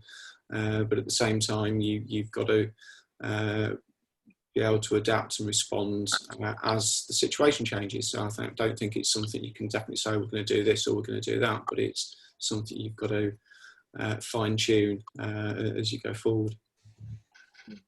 I think any organisation starts off its year or its whatever the time frame is with a clear set of goals for the organisation and the individuals within it. You know, that obviously helps achieve success. But when things like we've gone through just now happen, there has to be an element of flexibility within that, whilst not completely straying from what the business has originally set out to do. And again, and I've said this a lot this morning, it's down to the culture of the organization. You know, I've been in organizations for certainly nothing on the scale of COVID-19, but things have happened which are substantially changed the ability to people to achieve their goals. And organizations have taken a view and said, well, that was the way we set out the year, unlucky, you'll just have to get on with it. Now, I don't think that's a particularly good way to run a business if you want to have long-term employee engagement and achieve long-term success. So there has to be, I think, some flexibility, but also an understanding from the team that, you know, the business is being run to achieve certain things on a whatever time frame it is, and that we're all in this together. So, you know, the individuals are a critical part of that success. So there has to be flexibility, and hopefully in a good organization with the right culture, the team feels that they're being recognized within a challenging situation, but that the organization is also being supported as well. So there has to be some flexibility, and clearly just now this is a massive change for organizations, and you know, hopefully a lot of the organizations out there are being flexible as they go forward. I would say that one of the things that businesses have to acknowledge is that there are different stages to this crisis, and it was really easy to make big demands on people. You know, what you might in any other circumstance think were unreasonable demands on people right at the start of the crisis, when everything seemed like an emergency. We were moving out of our offices back to home, trying to figure out our responses, saving our businesses. But then that is only sustainable for so long. You can only be in an emergency for so long. We've got to the stage now where it feels like the emergency's over, but the new world hasn't yet begun. It's almost a regression phase where we're starting to say, what should I be doing now? I'm not quite sure. I'm not as motivated as I was. My objectives seem unclear. And so I think managers at this stage had to have a different response to what they had in the first months, say, of the crisis. And now it's much more about understanding how individuals are responding to the pressures that are being put on them, and recognizing that those pressures will extend to, I might be on furlough now, but I don't know whether I'm going to have a job to come back to. Or if I do come back to a job, I don't know how safe that business is, and I don't know how long it's going to last. And people will be under very real pressures right now about how do I maintain my productivity at home, if they're still working, that is, while I have kids at home and I'm working in the airing cupboard, you know, trying to do Zoom meetings and stuff like that. So there has to be some kind of acknowledgement on the part of the leader that they might need to reprioritize, assess levels of quality or detail required on jobs, rebalance work among team members, and maybe just not expect the same level of responsiveness they might have had in the first few weeks of the crisis, or back in the day when everybody was sitting in the office together and could talk in real time about current problems. So yeah, I think there does need to be a constant assessment of the kind of demands that you're putting on employees, and that should very much be responsive to the individual employee as well. That's great, thank you. I suppose just summing that up, that is the starting at the beginning of the year, being adaptive, making sure that you use different resets as different stages occur, and readjust your objectives throughout the year as well, but focus on those individuals as part of the team and how they're reacting. And maybe just a slight change in terms of that question, in terms of the level. I suppose we focused there on the leadership team and their reaction to the situation. But what if the second tier of management or individuals within the company don't feel that the leaders are adjusting their expectation style, and that's been detrimental to the organisation? How do people who are invested in the company at different levels go about informing or suggesting a change in that expectation level? Because this is all new. A lot of us are still learning and trying to cope with the current situation. So any advice on that? I would say it's actually, that's a real big challenge for individuals. What was already difficult in a normally functioning workplace we're multiplying that by 10, aren't we, when you have to raise your challenges over Zoom or over the phone with someone who you haven't been face to face with for a couple of months or more. So it's really difficult. Actually, I think the onus is on managers and leaders to be open and to encourage that kind of conversation. Very much, how are you? Great, I hear it. What can I do for you? Is there any way I can help? What do you need right now? Those are the kind of questions that managers and leaders should be asking. So I really think in a lot of situations, individuals are not going to be asking those questions up the hierarchy.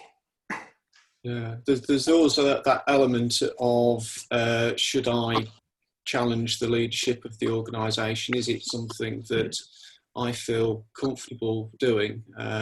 Is it something that's going to be seen as a positive? And I think that any challenge is going to be constructive, and not only, well, okay, we're challenging that particular perspective or direction, but actually putting forward some positive, well, this is how we can improve the situation. This is how we can take that particular situation forward and turn this potentially negative into a potentially positive situation. So I think there are ways in which you can do that. It depends on the size of the organisation, and it depends on, obviously, the organisational culture, something that Angus has spoken about before, that having that, how does it work normally, and how does the organisation work under pressure, under abnormal circumstances. So I think it's a case of you've got to look at it on a case-by-case basis, but there needs to be some element of challenge. I think as well, I know we're talking about the broad organisation, everybody in the team, if you like. I've seen a lot of organisations where people, and you need to have good, as both the gentlemen have said here, you need to have good, open, honest communication with your teams. But a lot of team members also need to take responsibility themselves for helping to find the solutions to the challenges they have. Sometimes it can be, the management, whatever you want to call it, haven't done this, haven't done that. But there needs to be that responsibility on the individuals, even if they've got their own challenges, to help, the organisation and themselves to find solutions. So again, back to the culture, I would say a little bit, but open and honest communication can definitely help. But people have to also try and find ways to themselves to help get through challenges they have. A lot of times I've just seen, well, what are you guys going to do about it? And I don't think that's a success for an organization. Everybody's got a role to play, and everybody's got to be part of the team, and they've got to contribute to it as well. So, and that's not just passing the buck to every individuals to sort it out themselves, but individuals do have a responsibility to help overcome challenges with the support of their colleagues, managers and leaders on the team as well. Okay, that's great, guys. I'm conscious of the time, and we've got only about a minute. So I'm going to try a question that's not scripted, so I hope this goes all right. So if there was one thing that you've learned in this this changing time that we're going through in terms of COVID, is there one bullet point you would give to the audience in terms of a behaviour or a learning culture, or a key nugget that you would give out about coping with change?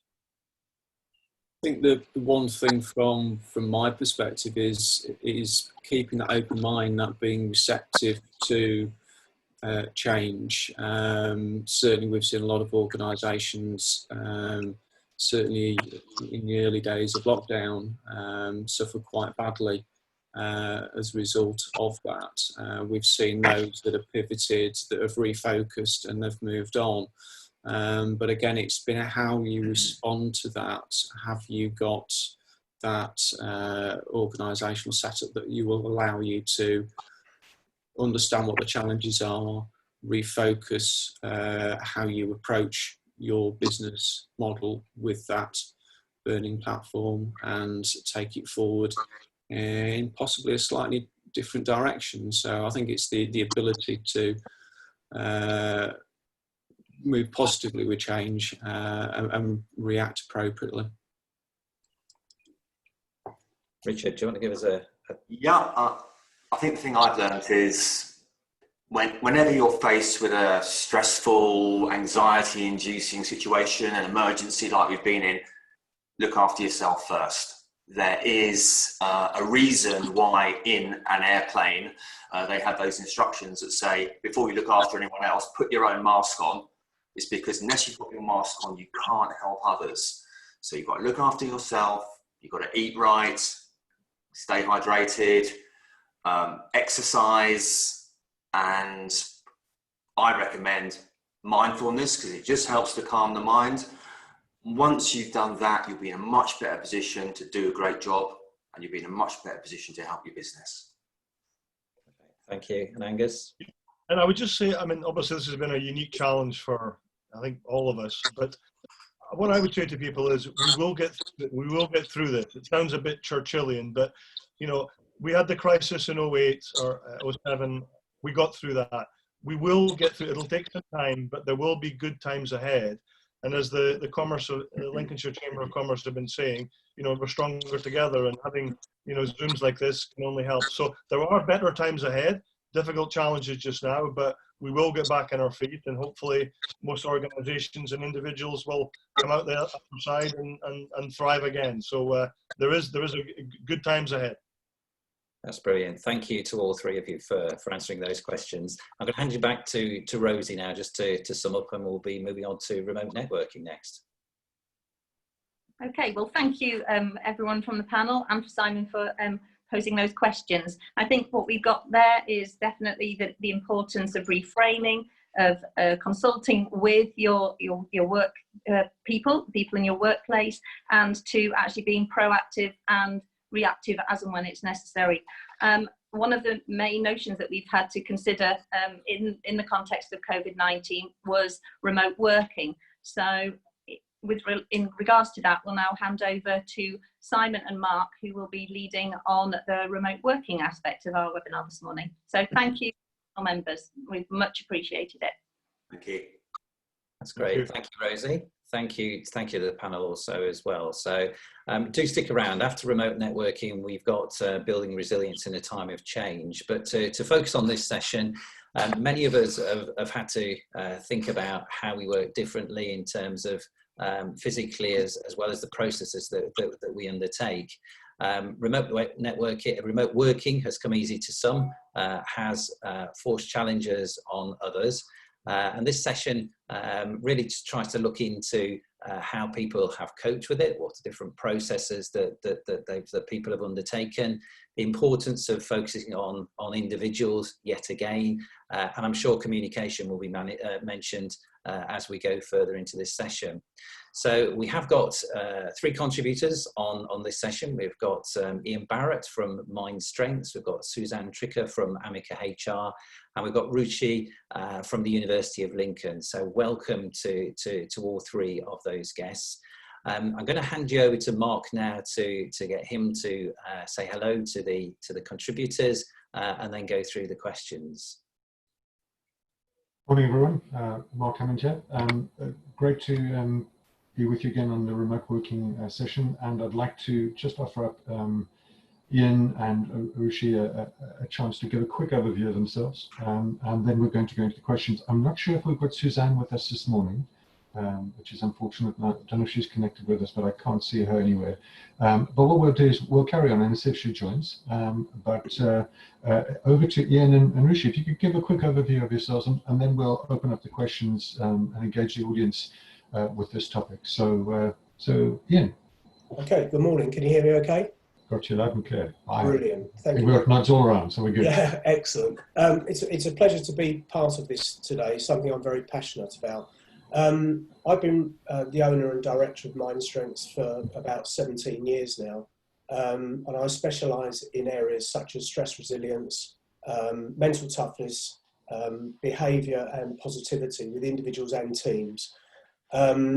This is something I've come across a lot in my working life, and in fact I run a workshop on remote workers and how to get the best out of them, so it'd be interesting to see how the next half an hour goes.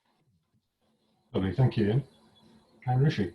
Okay, great. Hi, good morning. And, thank you very much for having me on this session, to the Chambers of Commerce, Simon, Mark, and Rosie. Thanks very much. It's an honor and a pleasure to represent the University of Lincoln, especially the Lincoln International Business School, where I head business development. So in my role, my job is to stay in touch with the industry and to be able to bridge the gap between academia and industry, bringing the best of both onto a platform. So platforms like this are really so important to exchange ideas, and it fits smack bang in the middle of what I'm tasked to be doing.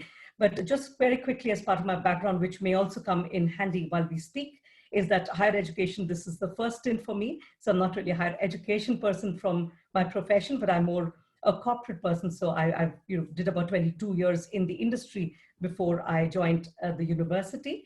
And hence some of my perspectives may come from where I have been brought up, which is in the corporate sector. And I worked internationally as well. So my last role before I joined the university, but 4 years ago, was as Director Marketing for Microsoft in India, a completely different kettle of fish though, but it bridges beautifully into the landscape of Lincolnshire.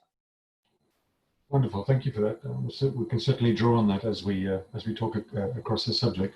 I'm going to move us into the questions and just ease us into this with one of the first questions we got from for the session, which is, and again, it's a very broad subject. There's many different lenses we can take on this, but let's see what we can cover with the time that we have. So the first question is, how can remote working morph from being a bane to being a boon? Can it trigger innovation? Given the phases that we are on, as we're coming out of this, there's going to be a need to do that. So how can remote working morph from being a bane to being a boon, and can it trigger innovation? And I'll open the floor. Who'd like to go first?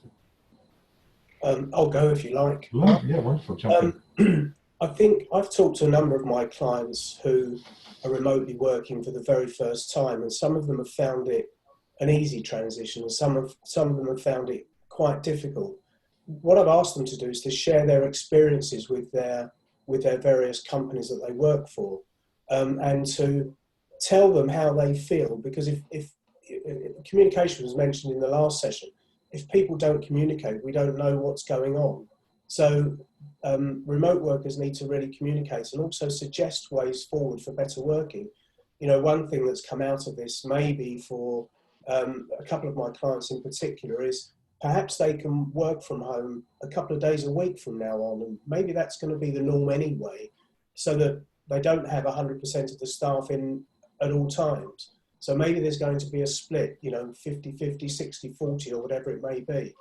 So I think the communication, I think companies will need to engage with their staff as quickly as possible. I don't think we'll return to normal very quickly, by the way, either. I don't think we'll see this year everybody back at the same time. I just don't think it's going to happen.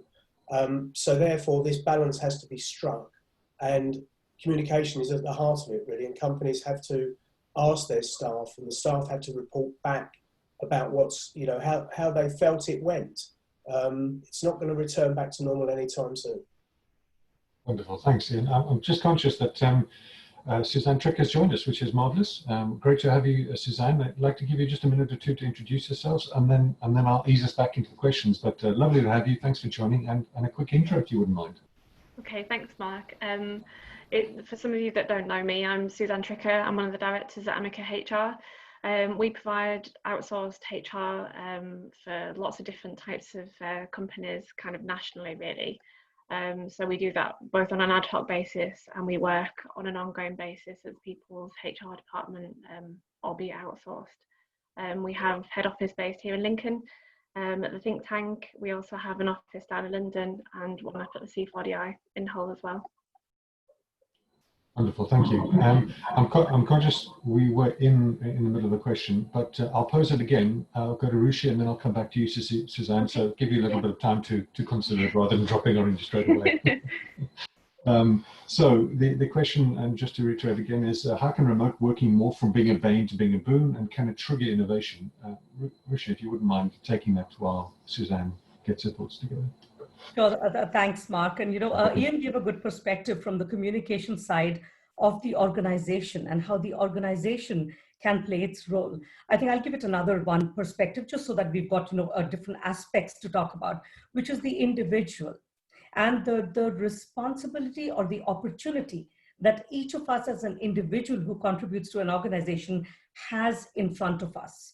It's a choice, often. Sometimes it may not be, but when it is a choice, it's up to us to see it as a bane or a boon, make up our mind of how we're going to take a look at this and then make the most of it. And I guess that's where, my slant would come in from, saying, is this a time for us to be able to say, all right, things have changed, no doubt, and change has its own whole science, which you discussed in the first part as well. However, what can I do to contribute to this in a positive way?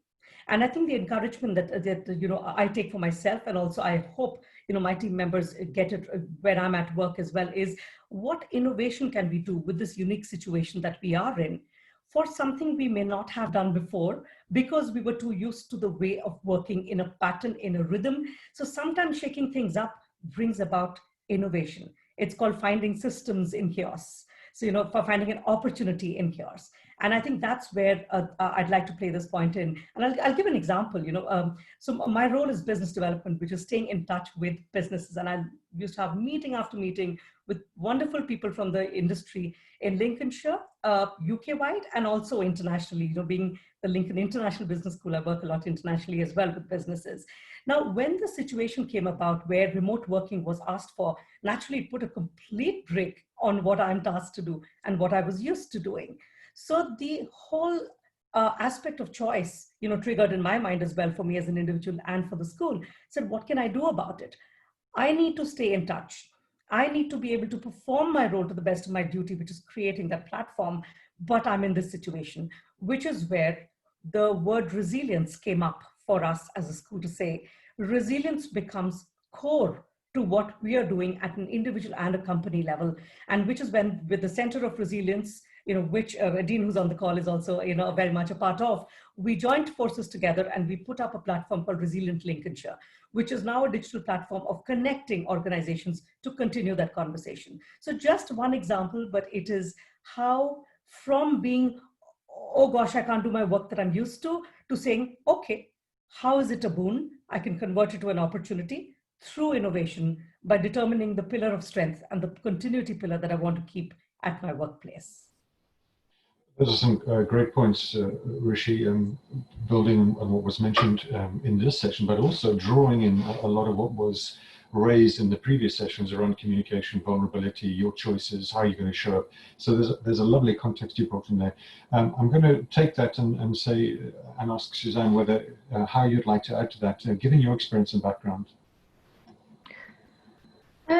Well, I think we've all, I'm picking up that you've already talked about the change curves. So, just kind of my thoughts on that really is, I think the thing we found the most interesting is how different sectors have been faced with different challenges and different opportunities, I suppose, through this period. We've had some clients that have innovated, perhaps offered different services that they wouldn't have had the opportunity to previously. And the challenge they've had is to keep people at work and actually, even though I'm pleased to say they've been offering environments that are safe for their staff to be in, is actually keeping them at work when, some of their colleagues, or they see a lot of people at home kind of on the furlough scheme. And I guess how we've probably seen some industrial relations issues that I've not seen for a long time. Probably for, since the recession really, in terms of employees' mindset changing quite quickly in a very short period of time, in terms of that relationship between the employee is really changed quite quickly in some industries. Now that may be a little bit of a sweeping statement, but those are some of the patterns that we've seen. On the flip side, we've seen obviously people being furloughed for a significant period of time, and probably now getting to the stage where people are being asked to return to work. And again, that's another change for them to then think about how they can then re-engage with the workforce. And I think it's not necessarily a challenge that we've had with our clients, but I know that in some sectors it's how you engage with people. And I've heard a lot of kind of how much is too much and how often and in what way should we engage with people when they're working from home. Some struggles around the parameters of the working day. So some people like myself, I'm sure, are homeschooling and kind of juggling lots of balls that people didn't have previously. Had a nice kind of definition almost between dropping children off or whatever their responsibilities were, maybe handing over the care of a loved one to someone else. I think a lot of those lines have blurred, and it'll be interesting to see how that's managed going forward. I mean, even with our team, we've said to people, look, try and keep your hours within the normal working day, so to speak. I mean, whether you want to flex that up a little bit, that's fine for us. I think what I've seen in terms of home working is a lot of people actually taking that as an opportunity to be more productive when they can be. It doesn't work for everyone though. I think, you know, there's lots of conversations about the world's going to be quite different, and I think it depends how people are and how they respond to being in a very unusual, unstructured environment. Some people are not comfortable with that and are quite keen to get back. I was chatting to one of our clients the other day, and he said he started off this period where the staff were saying, this is brilliant, we're so much more productive, and they saw a massive, you know, upturn in their productivity, and that kind of has flattened down over time to the point where most of his team are now saying, please can we come back and work from the office, because to sustain this over a longer period of time is a much different concept from a very short period of time. So yeah, lots of different thoughts really, but those are some of the things that we've seen. And in terms of innovation, from a more business perspective, we've definitely, and I've seen, and I'm sure lots of you have, is people collaborating potentially in a way that they weren't before. I think the fact that we're all here on this Zoom call, I've been involved in much more of these sort of forums where it's more accessible to people. And I think that's brilliant. You know, you see people working together, which inspires innovation, because I know more about, for example, the members at C4DI than I did before this happened, and you can see some synergies in what people do, and there's real opportunity there, I think, in terms of driving some innovation through and just working differently and together, rather than us all being in our own little kind of worlds almost. Anyway, I'll stop there. So, thanks, Suzanne. Some great thoughts, and building on some of the themes that we had before, and on this question in itself, but also actually suddenly introduce and answer some of the other parts, some other questions that we had as well. So the piece that I might take us to now quickly is, given everything we've spoken to, and this foundation of understanding your responsibility and the opportunity as an individual, and what are the choices that you're making, that Rishi spoke to, and our individual positive contribution, this idea of resilience, and then the change curve, as we all move back and forth across this. The question that's emerging now is, when working from home, how can I ensure that I remain productive and focused throughout the day whilst looking after my well-being? Because this seems to be something that is a rich context for very many people, regardless of where they are on the change curve, either at the beginning or at the end. So again, let me open it up to you, and what are your thoughts on that? I think this is a wide-ranging subject in its own right, and that particular question is also very, very wide. I think a lot of this comes down to, perhaps at the beginning, how we plan our day and how we motivate ourselves as well during the day as well. There's this thing about interruptions versus distractions as well. They're slightly different things.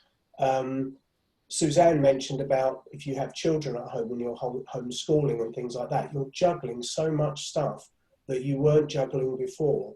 It's quite unprecedented. Nobody has ever experienced anything like this before. So many people are juggling things and trying to do their daily chores and trying to do their work and schooling children and everything else. So you've got interruptions versus distractions all the time. It's a very challenging environment. I think if I had to give some tips, I'd just say, stick to your plan. One thing in particular that I've learned over the years, and I practice and I coach my clients this way, is try and do tasks when you're at your best.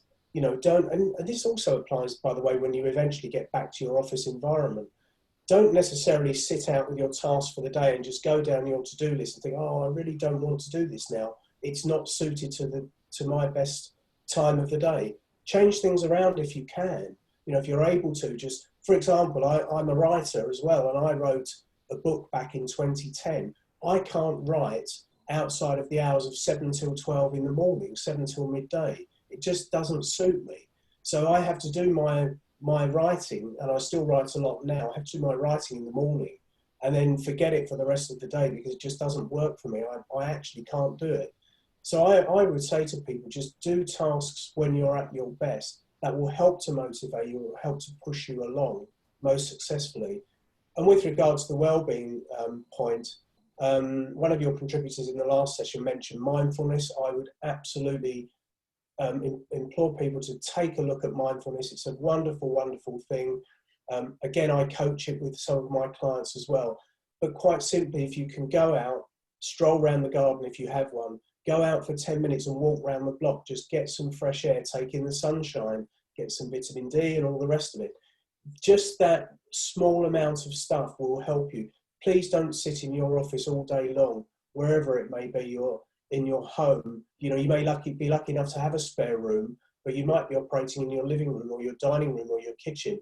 Just please do get out and have a stretch of legs, change of scene and everything else. And it will definitely help the way you think and shape the rest of the day. Thanks. You had some great points and tips there, and some real practical elements that people can take away and use. So thank you for that. Rishi, I'm going to come to you and ask if you can bring your thoughts and observations to Yeah, sure. what Ian was Thank talking to. And you know, Ian, while you were going through those points of you can do this and you can do this, my mind was ticking and checking whether I'm doing all of those. So, you know, making it really practical and really implementable, I think, is a really, really good way, and some great tips indeed. I agree with Mark.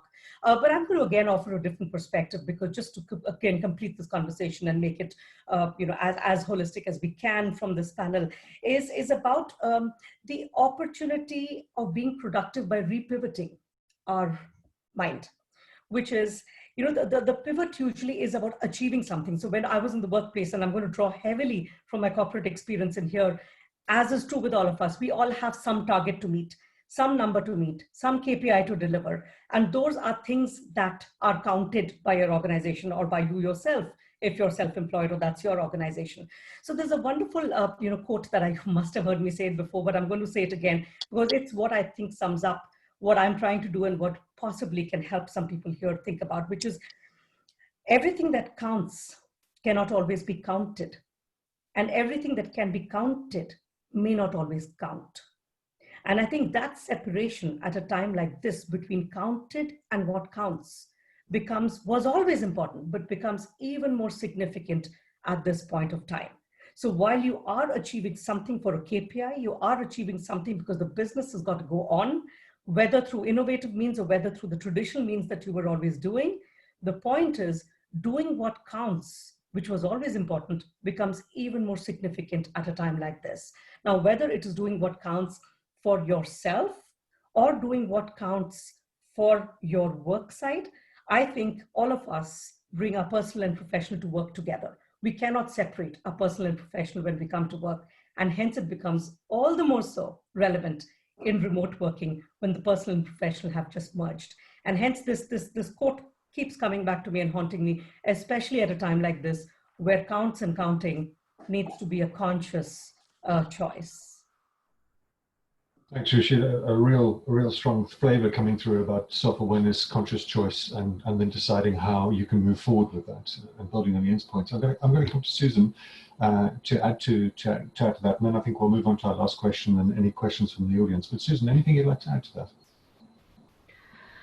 I mean, in terms of, I think some of the, in terms of the struggle that people have at the moment, I think it's a lot of kind of people are communicating in a way that they didn't before, particularly as maybe company owners, directors, senior managers are almost. One of our clients said to me that, you know, it's been great to spend more time with each other, but it's how you now find that balance, because it's almost like everyone's on team quizzes and all this kind of thing, and some people are almost trying to regain some balance between their home life and not feel as if they have to be on every kind of event that's on Zoom or on any other kind of quiz platform. is to kind of reclaim some of their own sense of their personal time as opposed to work, because the lines have become blurred a little bit. And I think it's almost like that feeling that people want to have some sort of semblance of that distinction that I talked about previously.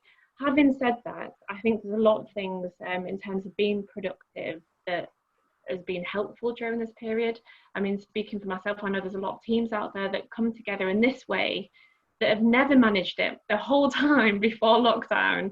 When was the last time you managed to have a real quick team catch up where you go through the priorities of the day and then pull off a call and then go on with your day? I don't think we've ever achieved that, to be honest. So I think there's some tools and techniques that we're using, particularly through video conferencing, that is really effective, that we've never managed to deploy in the way that we have done during this period. Having said that, I think it's fair to recognise that everyone does work in different ways. So if people are keen to get back into more of a structured environment, it's about opening those communication channels and just saying to people what works for you, rather than trying to bring in something that's a bit of a blanket rule for all staff and the new norm. I've heard that quite a lot. What's the new norm?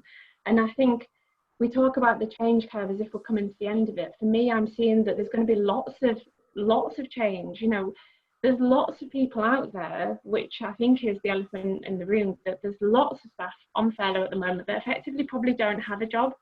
So when this starts to come to an end, you're going to then start another change curve of all of these people going through the acceptance, the shock, all of that kind of thing, at the same time as you're trying to bring people back to work in an environment where they might be feeling more insecure, and then how you manage that. We've started to become involved in some fairly hefty restructuring programs, some change programs, people moving head offices, you know, losing all the space that they don't feel that they need to have on their cost base anymore. I think the change is going to stay for quite a long time and potentially be more impactful on individuals, because people have been at home on furlough, probably their cost of living has been reduced, and so haven't felt a massive impact personally, but that personal change curve I think is going to be much more prevalent over the next few weeks, months, and I think as employers we need to be mindful of that really, and how we manage some of those personal issues when potentially those individuals are at home. They're not in an environment where you can check in with them, you know, over a coffee at 11 o'clock. They're going to be at home with this huge struggle around, you know, a massive change to their home life, income, job basis. Obviously people do talk, and if they're all kind of at home and in this kind of fear, it's how do you manage that in a remote working environment? And that's some of the issues that we're helping our clients to navigate through. Lovely, thank you so much, Suzanne. I'm going to say thank you to our panel members for the richness and diversity of thought they've brought to this issue, because it's clearly a broad one, but the topics that we've touched on have been broad and diverse, and I really appreciate the linkage you brought from pragmatic tips to some very pragmatic commercial pieces as well. So thank you, that's been really useful. It links beautifully into equally from where we've been and what we've been talking about, also into the next topic, which is building resilience in a time of change. And resilience is something that definitely came up. So there's a lot we can draw on this issue, and moving it into our next issue, which is building resilience in a time of change. Thanks again to our panel, really appreciated your input. And on that note, I'm going to hand back over to Simon. Fantastic. Thank you, Mark. Thank you to the panel again. Thank you to Ian, Suzanne, and to Rosie. Once again, the guys who are helping us today are doing it free of charge. They're giving us their support and help. If you picked up bits that you'd like to connect with them later, LinkedIn is a good forum, or on the company websites. Ian from Mind Strengths, Suzanne from Amica HR, Rosie, University of Lincoln, Lincoln International Business School. I'm sure they would all be willing to follow up any of those points that they made, that you may want to follow up directly with them after today as well. So as Mark said, the next session is building resilience in the time of change. We then move on at 12 o'clock to inclusivity and diversity. So without further ado, a smooth swap back to Mark, I hope, who will introduce the next session for us. Indeed, it's me again. Thanks, Simon. So just building on some of the lessons learned through the day, we've got half an hour for this topic. We're going to be asking a panel consisting of David O'Brien, Dean Feathers, and Paul Waldeck to talk through and answer the questions. I'm merely going to set them up and introduce them, and then I'm going to hand over to Rosie. It'll be 30 minutes to discuss the issue.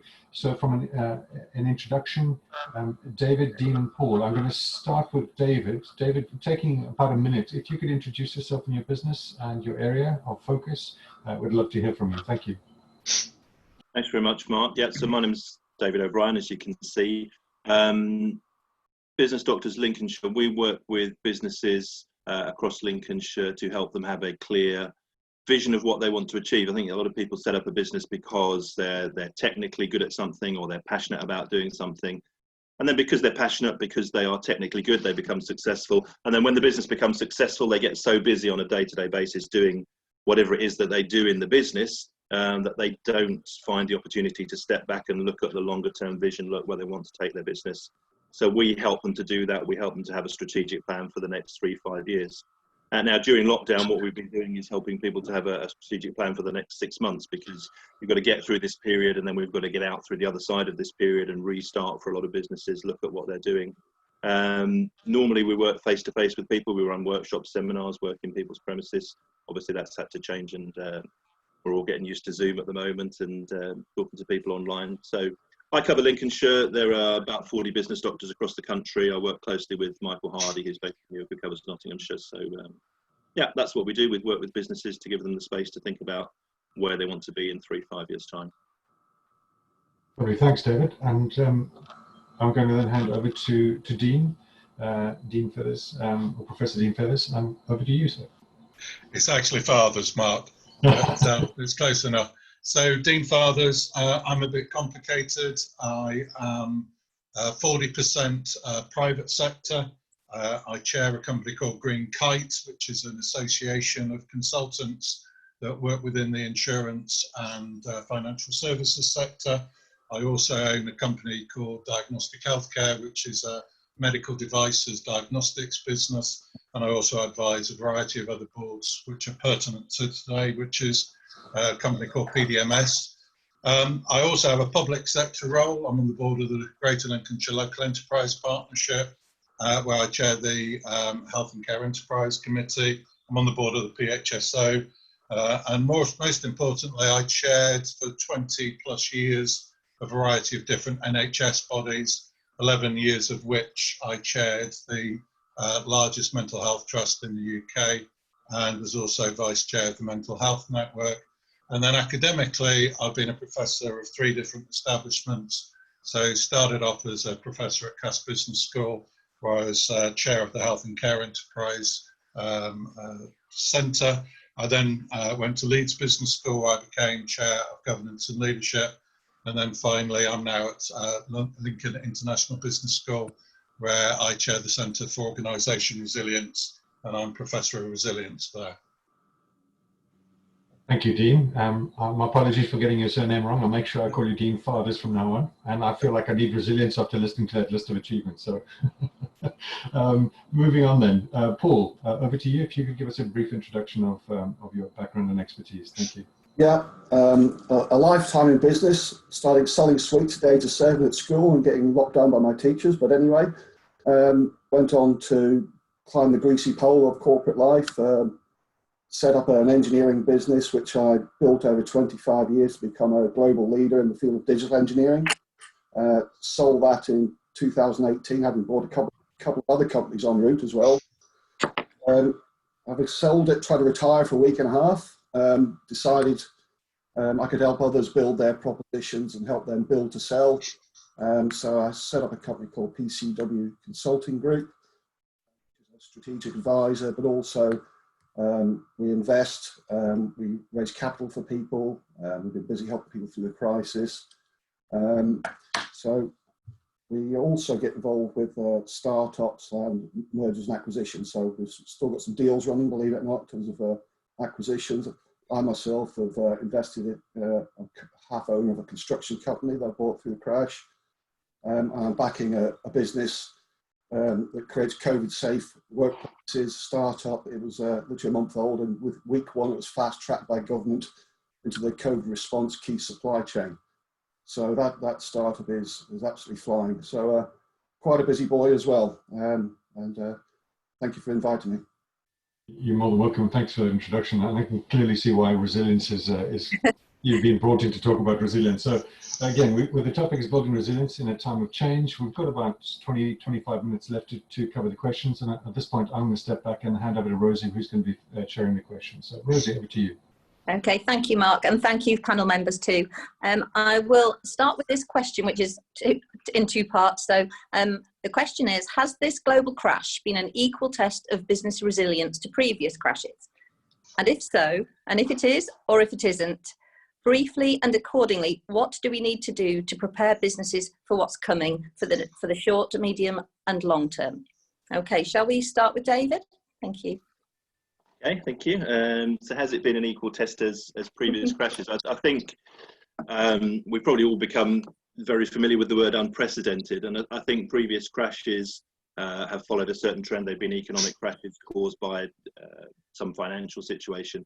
I think this is different. We've never had something that's caused by virus, by something that we can't see, something that we can't really understand to any great extent, and we've never been told to stay in our own location, in our own houses for 10 weeks and totally change the way that we work. So I think it has been a different challenge to anything that we've seen before. How do we come out of it? How do we help businesses to come out of it? I think that businesses need to have a reality check. I think the first thing is you need to be very clear about what the situation is now. I know people earlier on talked about the change curve. There's a protection when you're at home, when you come to acceptance of the new reality and we're at home and lots of things are outside our control.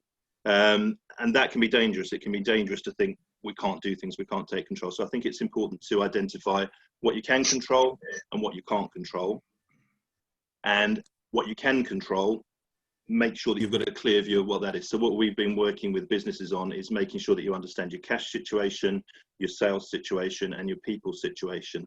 So in terms of cash, hopefully businesses have done what they can to reduce the outgoings of cash. So payment holidays for loans, rent holidays. Hopefully they've taken advantage of the support that's been available through grants, through furlough schemes, through C-bills, or through the other kinds of loans that are available, and to reduce the amount of cash going out and make sure that there is still some cash going in if they can. Make sure that you understand your sales pipeline, what's happening with that, whether customers are still going to be in a position to buy when you're in a position to sell, and every business is different. And understanding the people within the business, that's as people are sitting at home, they're going through that change curve, they're going through a very different situation. So the best businesses have been keeping very close contact with people and understanding their situation, because everybody's in this unique situation. So having a reality check on when you come out of this, what's the position going to be? Have your products and services pivoted? Have your routes to market pivoted? Have your method of delivery had to change? And where we're doing, for example, cash flow forecasts with businesses, the danger period is not, I think Suzanne Tricker in the last session was saying, for individuals, it's not this period that's dangerous, it's when you come out of it. And that's more important for a business, that with the support that's been available, a lot of businesses have been able to survive. But as they come out of it, where your costs start to go up way ahead of revenue again, then that's the really dangerous period. When we look at cash flows, people can survive this period of lockdown. It's when they start to trade again, when they start to pick back up, that the cash flow forecasts say that's the point you run out of money. And that's not necessarily what people are expecting if they haven't done the figures. So it's really important, I think, that businesses get a clear reality, that they don't think, well, let's hope it'll be okay, let's see when it happens, that they know exactly, they have a plan for when they're going to come back, what that's going to look like, how quickly business will build back up, what the cash situation looks like, who's going to buy and who's not going to buy, what products and services they're going to be able to sell, whether their suppliers can still supply them with what they supplied with before. So really having a clear picture of the reality of your business is the most important for an individual business in terms of coming out of this. But yeah, for any business, it's not like anything we've seen before, I think. Thank you, Dave. That was really good. And I basically heard from that an element of strategic planning, but remembering that the individual cases of everyone that's working within an organisation. So thank you. So can we go on to Dean now? Dean, your perspective on that question, please. I think if we actually look back at history, we see that this isn't actually unprecedented. Our response to it's been unprecedented, but we've had pandemics before, and the classic one, as we celebrated the 100th anniversary of the First World War recently, was that immediately following the First World War we had the Spanish flu, which, when you actually look at the scale of the deaths that went around the world as a result of that pandemic, were far greater than we've had at the moment, and so many that we don't really know how many did die. It's estimated between 20 and 60 million lost their lives as a result of that. And of course, because we didn't have a World Health Organization, because we didn't have world structures to actually deal with that, we weren't prepared. And the value that we've had from learning from that is that we've actually had an opportunity for all of our world leaders to actually plan what is going to happen. And I'm sure that those world leaders will have thought about how we get out of this, and they'll be testing out their theories. But of course, this is the first time those theories have been tested, and we need to make sure that we allow the opportunity to learn from this, because I'm certain that this will not be the last pandemic, and there are others waiting to happen. I think the important thing for us to recognise as business leaders is that we live in a volatile, uncertain, complex and ambiguous world, and as a result of that, we need to make sure that we provide good governance of our organisations. And the first observation that I would point is that when you look at a recent study from the London Business School, only 17% of organisations surveyed had actually got pandemic in their risk register, and therefore only 17% had actually got contingency mitigations to deal with these sorts of eventualities. And what was really positive about that research is within those 17%, they actually saw a way of making an opportunity out of this pandemic. And there are companies, and we've already heard from one speaker, Just, who's actually taking the opportunity and growing the business as a result of this. So pandemics don't always have to create negative consequences for companies. If they're governed well, then they'll deal with those VUCA concepts that I've just mentioned, and they'll actually create opportunities for success. So getting good strategic thinking in place immediately is really important. And then providing clarity and certainty for those people within the organisation. One of the things that I challenge continuously is this thing called normal. The only normal in life is transition. And, you know, we live in this complex world. We will not be static. We'll never be static again. Innovation is exponentially increasing. Technology is changing. World conflicts are growing because of population growth, because of global climate change. There is no such thing as normal. There is only transition. And therefore, we need to condition our workforces to deal with transition and to get them to recognise that they need to actually be able to adapt with the skills, the complex mental health needs that are going to have to develop in order to be able to cope with those. So mental health is a really important thing for us to consider as we go forward if we want to make sure we come out of this in a positive way. Thank you, Dean. Thank you. And I think that the notion of perhaps training and raising awareness of mental health conditions is imperative for some organisations who may have not gone to that avenue before. So thank you so much. Now we'll go on to Paul Waldeck. Your perspective on the question, please, Paul. Yeah, thanks, Rosie. Very good points for the gentleman before. Both guys, very good. But from my perspective, you think there's just short of 1 million businesses have grabbed hold of the furlough scheme. You know, we're basically dealing with 7.5 million PAYE employees on furlough, and about 500,000 self-employed are being protected as well. This isn't a crisis. It's artificially been protected by intervention of the government, and well done them as well, and governments around the world. The real crisis starts in August, and the furlough scheme starts to be unwound, that's when the real trouble starts, because people's pay then has become 60% of their previous earnings potentially, and it gets wound down month by month. So the crisis starts at the end of the summer.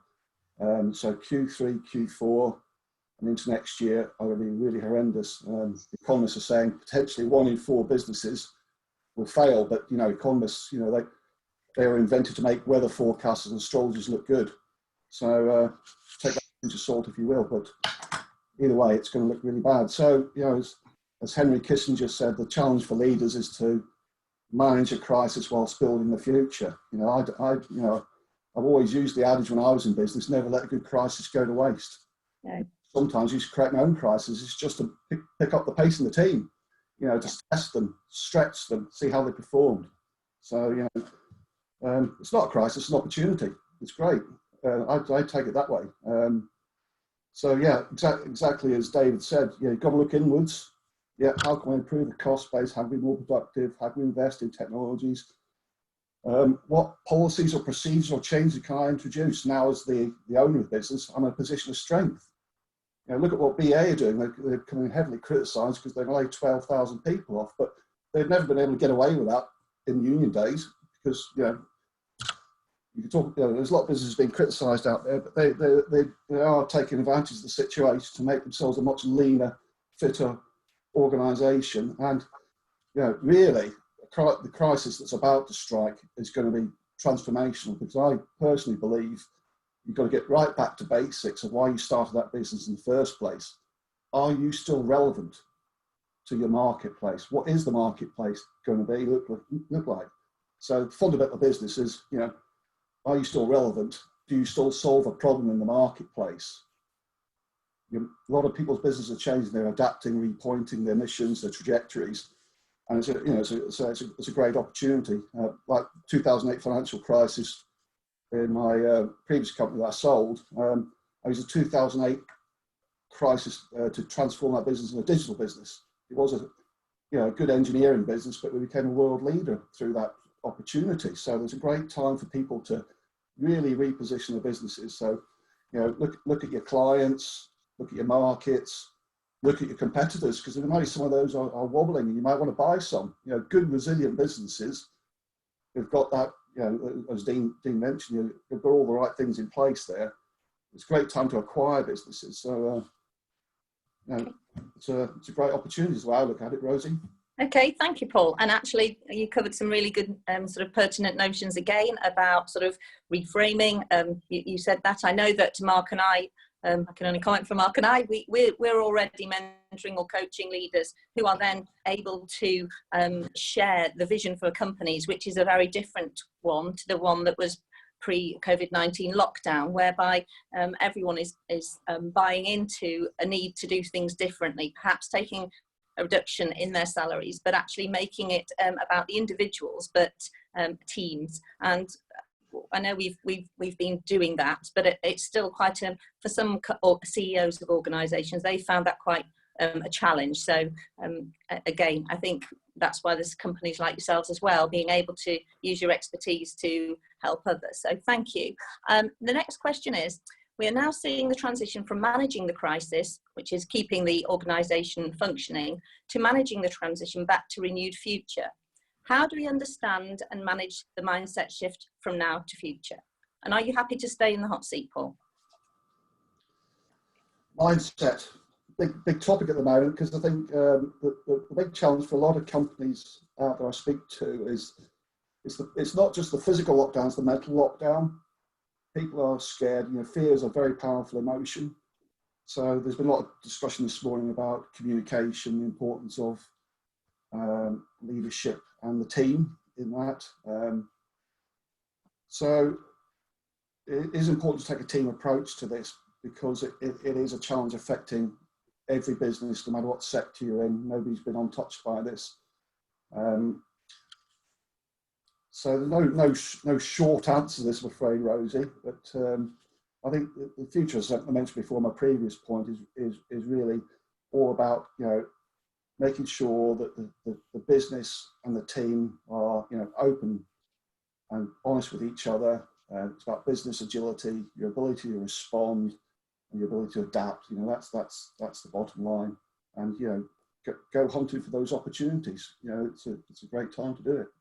Yeah, well, thank you. This theme will be developed in the context of our project anyway. Today is just a launch of that. So thank you. We may be consulting with you again. So thank you.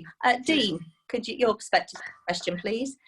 So I love an acronym which I use regularly for helping individuals and organisations to actually develop and grow successfully, and that's called CHIME.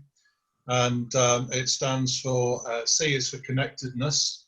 So first of all, you know, think about who you know, how well you know them, how important they are, how influential they are, how powerful they are, what resource they bring, and think in the context of a wider realm than just yourself.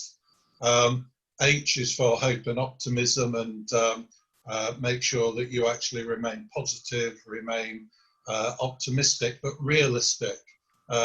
Realism by setting actual goals that are achievable, but something which stimulates you to actually go for the future and excite and energize yourself by. I is a really important one. We've talked a lot today about, you know, one of the challenges of remote working, but I is about sense of identity. Organizations are potentially losing, because of remote working, the ownership of individuals who are separated now from the teams, and they need to get back to that sense of identity.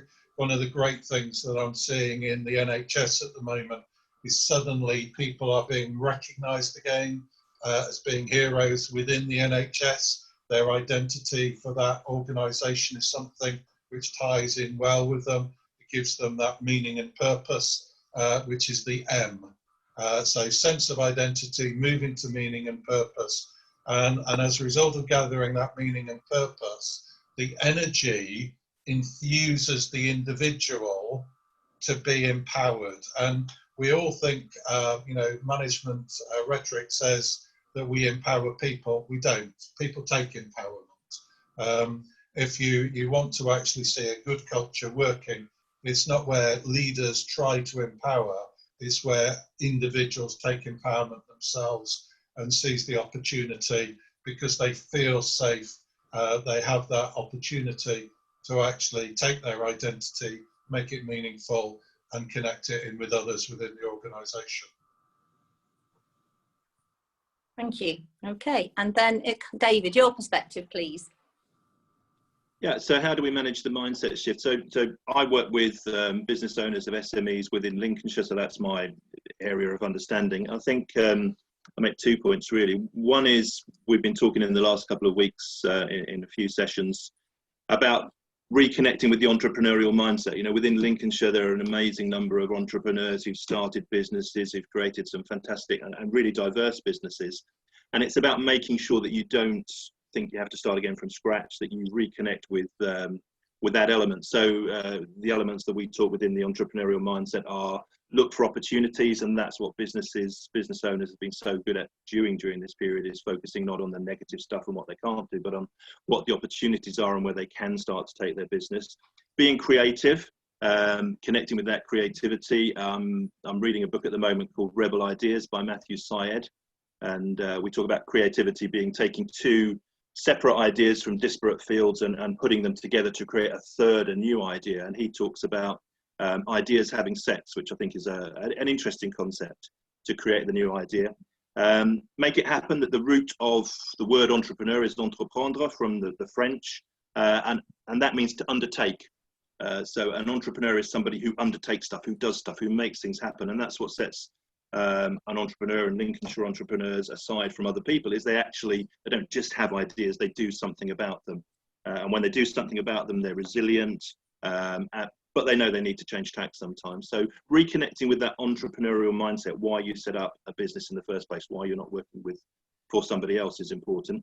And the second thing is reconnecting back to your course and not losing sight of what's made you successful so far as a business, not thinking that you have to totally change, that this is all new. So why are you successful? What's made your business successful? Why do customers choose you, stay with you, and stay loyal to you? And why do your team, why do the people within the business like working for you and stay loyal to you?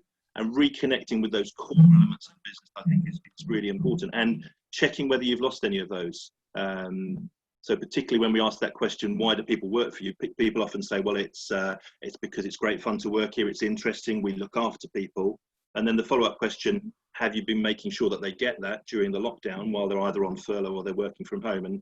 And sometimes that's a bit of a light bulb moment for people, that we still need to make sure that they're getting the things that they love about our business while they're in this different situation. So I think reconnecting with what's made you successful and taking that forward is an important part of the mindset to take you from this stage to the next stage. Thank you. That sounds great. Actually, so, and then on that point, we just need, because we're obviously focusing on Lincoln and what's going on in our area, I'd like to pose a question to Dean, who can share a little bit more about what the university's doing in the context of resilience. Dean, could we carry on? But thank you so much, David. Thank you. This is a great opportunity. We're doing several things which I think would be of interest to the people listening. First of all, we've created a Centre for Organisation Resilience, which we would love to engage all those people who are listening in the conversation about. We've conducted a lot of research around what makes organisations resilient, and we want to share that thematic model that we've synthesised out of the research findings in order to help the local entrepreneurs, small businesses, medium and large businesses to actually thrive and prosper. And we've also got some case studies being developed through Resilient Lincolnshire, which will enable people to see what that theory looks like in practice. So if you're an organisation which is doing really well at the moment, we'd love to hear from you and get some insight into what's making you more resilient and making you successful at this moment in time. And then finally, what we've done, working with the local enterprise partnerships and with Midlands Engine, we've actually been successful in being part of a pilot called the Mental Health Productivity Pilot, where we're helping organisations to uncover those things which actually are preventing them from being productive at the moment, which are creating sickness and absenteeism, poor presenteeism, and maybe high levels of staff turnover within their organisations, and turning the focus on a set of tools which will enable them to actually address those issues, which the UK and Lincolnshire are actually outliers in. So if we can actually tackle those by bringing best practice into those organisations, making us more productive as a local area, as part of a wider region, then we'd like to support as well. Okay, thank you so much, Dean. Yes, thank you. And are there any other questions? Does anybody have any other questions or points that they wish to include in this very important aspect of building resilience during this time of change in Lincolnshire and beyond, really? Anybody else want to add any more points? Can't see if there are any questions on my screen. Does anybody else have any questions or points? No. Okay. Right. If I just do. Yeah, please do. We've got a few minutes. You've got a minute. Okay. So I think one of the key things that we're talking to businesses about is to make sure you have a return to work plan. If somebody goes on maternity leave, if somebody goes on long-term sick, when they come back into the business, we have a return to work plan with them. And that's the same situation for the business now. We've effectively been off sick for 10 weeks. So it's important to have a written plan in place as to how you're going to take this forward, covering what policies do you need to have in place, how do you need to cover yourself legally, how are you going to implement social distancing and all the rules that we have to follow, what communications plan are you going to have for your staff, but also your customers, how are you going to tell your customers, your clients, how they interact with you, particularly important if you've got a physical space. Do you need to buy some equipment? Do you need to get PPE? Do you need to have screens? And those sorts of things. It's no good waiting until the day before you're ready to reopen to think about those things, because there needs to be a long-term plan in place. Can you get the procurement? Have you thought about those things? So, and what are the timeline for that? And how quickly do you expect to pick back up? There was a YouGov survey a few weeks ago. hairdressers, we all think we need to get back to the hairdresser and get a haircut. And there's a hairdresser we're working with who was planning for that, but there was a YouGov survey that said that nearly 50% of people were very or fairly uncomfortable about the idea of going back to a hairdresser. And there was a number of other businesses that people were even more uncomfortable going back to. So it's not going to be like turning a light switch back on. It'll be a slow build up for a lot of businesses. So what's your plan? Have you written it down? Have you got the timeline? Do you know what you need to have in place and when you need to have it in place? And that should be in place now. And if it's not, really think about that and get that down. I think a return to work plan for your business is vital. Thank you. That's and a perfect link into the next section as well. So thank you so much, where it's around inclusivity and diversity, where we are thinking about, yes, do our policies reflect what's going on out there? So thank you so much. I'll pass on back to Mark, who rounds up this session, and then we'll move on to inclusion and diversity. So thank you so much, David, Dean and Paul. Really much appreciated you joining us today. Thank you. Yeah, thanks, Rosie. Just to echo those thoughts, there's been richness and diversity of thought that I think that has come through this connection, and there's a number of themes that are flowing through. Even handing over from Rosie to Simon to myself, we're trying to keep the context rich all the way through this and join the dots for you. Again, a lovely broad perspective shared there by the three panelist members, which really has provoked my thoughts. Not just as a facilitator, but as an individual business owner. So many thanks. We're into our last session. So this is coming up at 12 o'clock. It's 12:01 now. Another 30 minutes. This time it will be Rosie and Simon managing it for you. Again, the same structure, an introduction of the panel, a quick introduction from them, and then really drawing on their expertise in getting them to answer the questions. So the last 30 minutes, stick with us, please. If you have any questions, just throw them up on the Zoom chat group. We're more than willing to take them, and where we can, we'll either come back to you or we'll answer them in the session. So enough from me, Rosie and Simon. Well, back to Rosie and Simon. But Rosie, I think you've got this one, yeah. Okay, thank you, Mark. Thank you.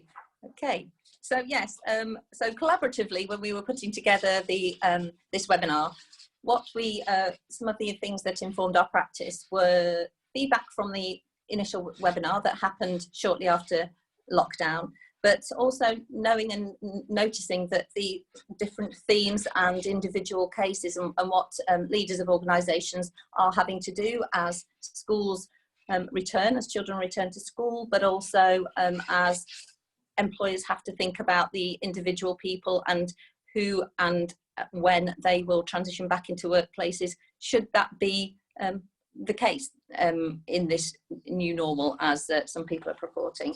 So can I just introduce you first of all to Mark? Would you like to introduce yourself again to the audience, please?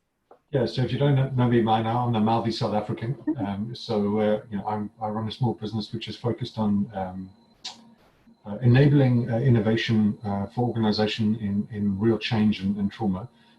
By working with their leaders and the teams to completely transform the way that they show up. So I use psychological safety, vulnerability to enable engagement and empowerment for those individuals. That completely shifts the way the leadership team works. It brings in a huge amount of inclusivity of thought and a diversity of thought, which is enabled through creativity. So it really is about making it safe for people to show up in a way, whether it's virtual or face-to-face, that they can express their ideas and not be judged for them. So psychological safety in its known form, which drives creativity, and because everyone's had a voice and everyone's had a say in a way which is now safe, those ideas then turn into innovation which is relevant for the business. For that business, whatever their context might be. So working with a large media company, it was transforming their production schedule so it came on time and saved a significant amount of budget. Or it may have been for a large financial institution which really needed to deliver a national project, and reducing the conflict, replacing it with healthy conflict to drive innovation. So it's fundamentally a link between helping people to shift and change, getting those teams to shift and change, driving performance and driving innovation to benefit the organization. So trying to link those through. So that's a little bit about me. I'm going to step back and hand back to Rosie. Okay, thank you. And of course, so for the audience, it's why Mark and I are collaborating with Simon to ensure that we can put together a programme for members of the Lincoln Chamber of Commerce and wider community in order to be proactive in some ways in the context of resilience and how they are leading wellbeing through change. So Wes, are you able to introduce yourself, please? Sure, yeah. I'm Wes Shelbourne. I'm CEO of an organisation called Just Lincolnshire. We're a charity that works across the county around issues of inclusivity, diversity, equality. This is the first time I've contributed to a Zoom conference, so excuse me if occasionally I'm looking down. It's not me being ignorant. I've just got some notes and points that I'll need to refer to. But just to give you a broad idea of how Just Lincolnshire works, we've developed what we call the 5 C's. So we look to work with partners and organisations to bring about change, whether that's on a personal basis or organisational level, to sort of shift a sentiment towards equality and inclusivity. We challenge discrimination and inequality across the county. We look to celebrate the unique and diverse population of the county and recognise the value of that population. We collaborate with others, again, whether that's charities, organisations, individuals, recognising that we're stronger together rather than working in our own silos. And we look to champion the cause of people, particularly those whose voices may not be heard or require some amplification. So people who maybe are on the edge of our communities, we work with them to champion their causes and their strengths. That's me. Okay, thank you. And obviously with Lincolnshire, we're very much aware that it's there are rural settings, there are sort of more urban ones, and so everyone is dealing with a different set of circumstances right now. So I'll hand over to Simon now so that he can pose the questions. Thank you, Simon. Thanks, Rosie. We've got a number of set questions which I'll run through, but audience, if you want to put anything on the chat as well, happy to include some of those questions if we can get round to them in the time we have.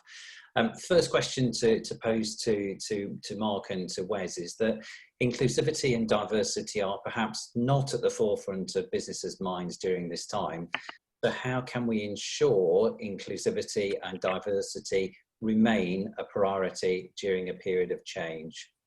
So, Mark, shall I pick on you for the first one, please? Yeah. Happy to have a go. Happy to have a go. So again, it's a broad topic. There's many ways we can approach this. And so what I'm going to do is I'm just going to be true to what I know and where I've had experience and see this play out for organizations and clients and share that with you. I wouldn't profess to be an expert in any of these areas, but let me at least share what I'm seeing and what's playing out. The focus of the question is how can we ensure that inclusion and diversity remain a priority during a period of change? When I'm working with my clients, I think the first thing that becomes really critical is what's their context? Where are they in terms of their business? What are they trying to deal with? And as I work with different clients across their response to COVID-19, some have been just absolutely overwhelmed by it and not knowing how to deal with it. So inclusivity and diversity had context in that no one leader had the answer. And it was working with those leaders to help them to understand that if they changed and pivoted their approach and their mindset and their vulnerability, they could ask for help. So in those moments of chaos, them reaching out and asking for help, where in some cases it was exceptionally vulnerable for them to do, given the way that they'd managed the business before, it became really important that they engaged their people. And in doing so, they got a range of support and comfort and thoughts and engagement they just hadn't had before. So it was a huge awakening and awareness for them in terms of how they could do this differently. So the inclusivity of simply asking people, what do you think? I don't have the answers. I don't know how we're going to deal with this, but what do you think? So showing up and asking people what they thought and engaging them in a different way. At least in that phase, it started to engage inclusivity and a diversity of thought. Now, I appreciate diversity is particularly a broad subject across gender and race, etc. But at least from a diversity of thought perspective, it engaged people to put their ideas up on the table, given the context, because they were all in it, not involved in this context. For those that are further down the line and what I would call at the front end, I've got some other clients who are exceptionally well prepared. It's not that they haven't been challenged. They are certainly challenged by the situation, but the diversity of thought that they are having to display is moving from the bottom line was absolutely key to now recognizing that they're having to pay to grease the wheels of industry where they would never have done that before. So the inclusivity and diversity of their thought and emotional awareness around, if we're simply not going to survive if we don't at least keep the wheels moving. So they are paying a client when they're not getting any revenue back. They're paying a client because if that client disappears in the market, their brand is completely tarnished. So there's some real difficult issues that different companies are having to deal with. But in asking people what they think and engaging people in a different way, both leaders as individuals and their colleagues and team members as individuals are stepping into a different space. So there's inclusivity and diversity in many, many different ways. But it's in this connection and coming together that I'm seeing inclusivity and diversity becoming a priority during change, in that it is enabling people to find their way through by simply connecting and sharing in many different ways that they may not have done before. Thank you. That's great. Thank you, Mark, for that. Wes, do you want to follow up from your particular focus in terms of the priority during change? Sure. I mean, to echo what Mark said there, that's absolutely spot on. I think what's important to recognise is that organisations, companies, businesses under a huge amount of pressure in just seeking to respond on a day-to-day basis with what's been going on. And quite unintentionally, inclusivity and diversity can fall off the radar. That's exactly what happened in the response to the 2008 financial crisis, in a time when inclusivity and diversity was probably needed more than ever. It was one of the first things to fall off the radar because it was seen as a luxury, a nice thing to have when times are good, but one of the first things to fall off the radar when the pressure's on. And there's a danger that we could see some of that happening now. And of course, part of the impact with that happening in 2008 is that some of the consequences of the response to the financial crisis impacted on communities that were most vulnerable. And we're already starting to see, and there'll be the reports out soon, that some of the consequences of COVID-19 are hitting some of our most vulnerable in our communities. But businesses and industry, there's plenty of research out there. McKinsey have got some very good stuff in particular that show a strong evidence for embracing inclusivity and diversity as an organisation. It attracts highly skilled talent, enables you to retain that highly skilled talent. It builds up organisational resilience and the reputation in particular of an organisation.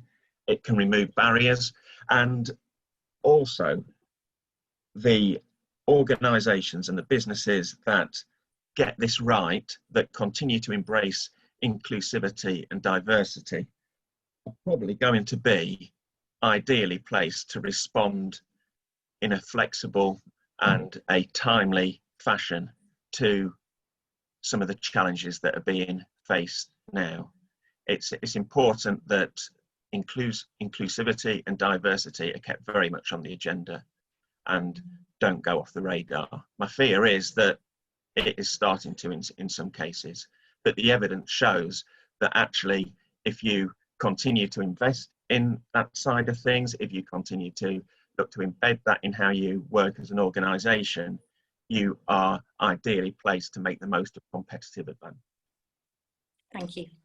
That's fantastic. Whereas I'm going to throw a slight little curveball to Rosie here, because I know it's one of the subjects that you're passionate about as well. So is there anything you can add to that as well, Rosie? Well, I think yes, and the notion of inclusion and diversity is something that we really need to reflect on, whoever we are at the moment, because we know that there will be people returning to workplaces with a diagnosis of a mental health condition that they perhaps didn't have before.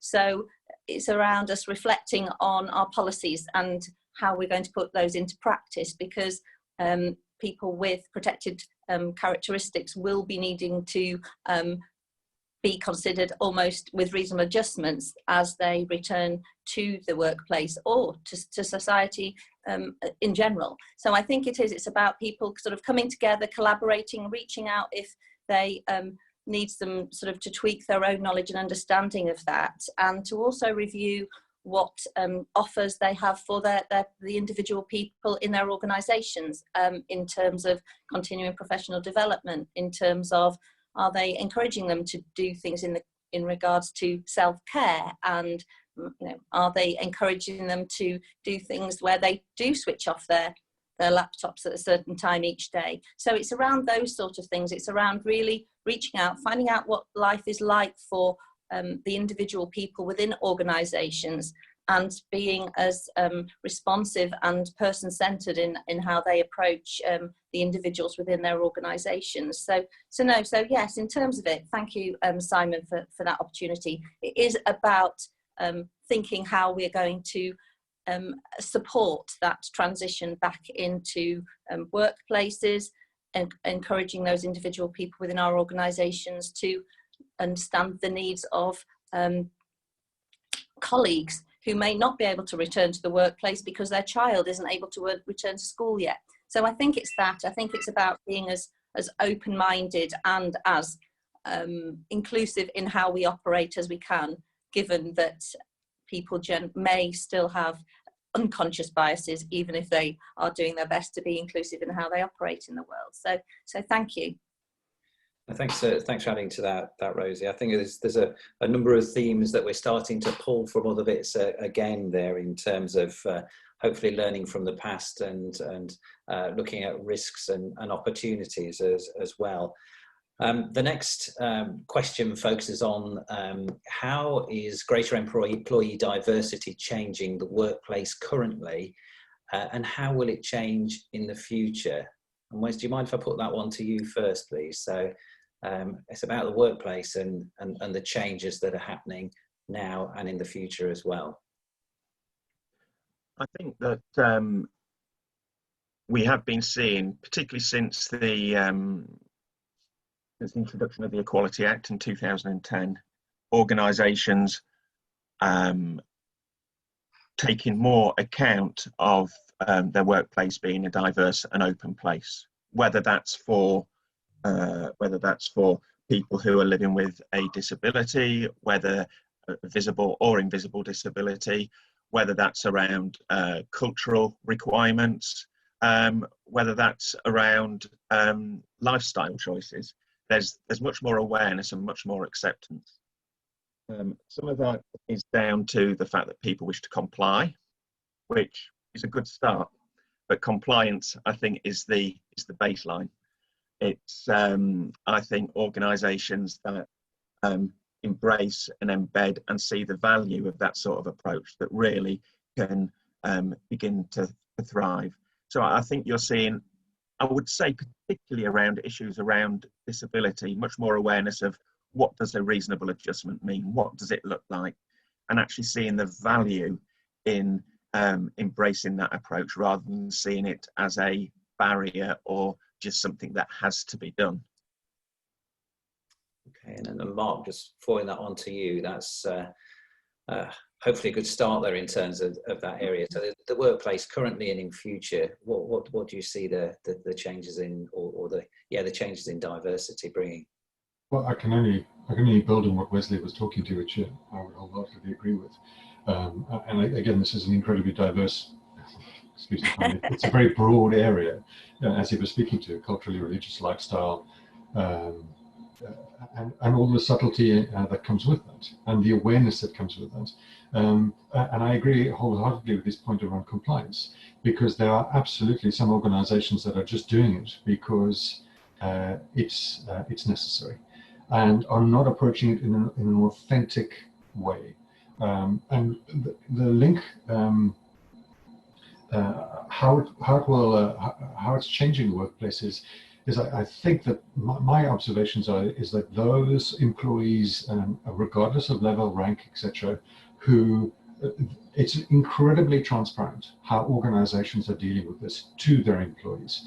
So the accountability that is now shifting onto leadership is if they think they can get away, particularly with what we've just been through, which is far more of a shared experience, both emotionally, mentally, in its full range of exposure.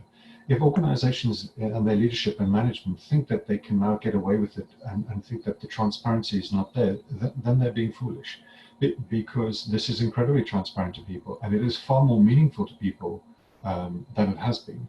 So the need to change and understand where this can really add value to the business, and not in an inauthentic way, but in a way where you get the right people in who are going to drive the discussion, drive the awareness.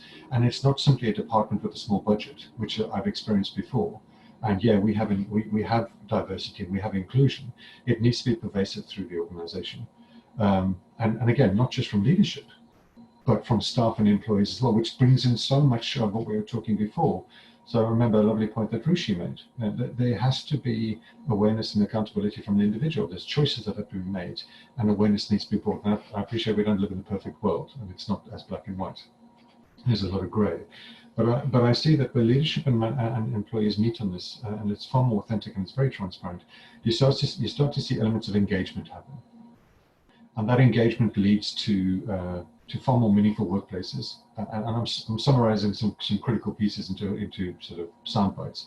But there is a distinct link here between this topic and employee engagement and the transparency in leadership, so that it starts to drive a shift in the organization, which ultimately will impact its bottom line.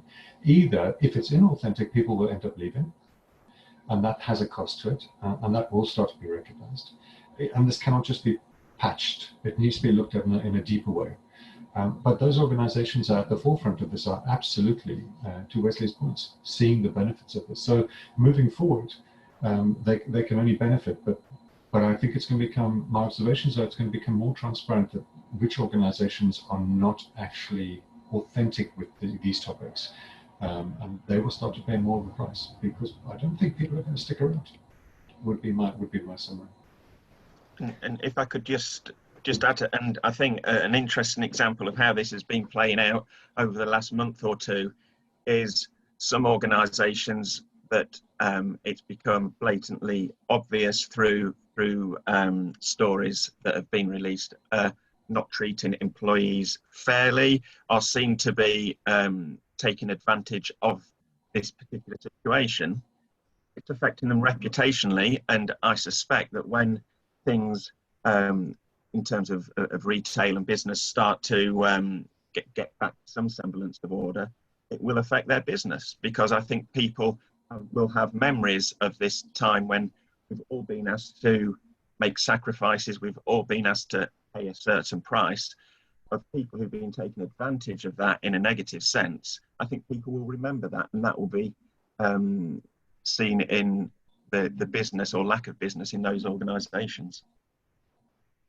Thanks for that, Wes. In terms of just probably reflecting on that, there's probably another side to just consider, and I hear what you said about some of the opportunities there, but there's also a risk at this time, I think, as well, potentially. If businesses are looking at their costs, they're looking at constant changes, they're worried about the future of the business, focusing on inclusivity, diversity may be one of the things that are further down the list. There are clear benefits to actually doing so, but are there ways of raising the profile of the opportunity it brings through that wider engagement that we're missing out at the present time? I just welcome any thoughts on that, because there is a clear an obvious benefit there, but there also is a risk that we'll miss it because of other things that are clouding the vision of leaders at this particular time. Can anybody help with that question? Yeah. Well, first of all, I think it actually has to be on the agenda, because companies need to think about the legislative and statutory responsibilities they have. So in the context of it, making sure that their policies are then reflected in practice. When we're talking about an authentic leader, then is the person at the top of the organisation, are they modelling good practice? Are they supporting the whole workforce, the individuals within that community? So I think it's about communication, because it's imperative that happens at the present time, because otherwise there will be perhaps unpredicted expenses that people have to consider if people are not sort of asked to say, right, okay, so what can I do? So I'd encourage leaders, I'd encourage HR personnel to really think about asking the individuals who are perhaps on furlough or working from home, asking them what they can do, seeking their perspective on how they see transition back into workplaces might look like. But yes, I think that there needs to be some consideration to inclusion and diversity in the context of the Equality Act and new and emerging cases of mental health conditions and things like that. So Mark, do you want to follow that up with anything in terms of the opportunity, just raising the opportunity rather than the risk outweigh that opportunity at this stage? Again, not an area of my expertise, but I can talk to it where I see it emerge in the work that I do and where I see it playing out for my clients.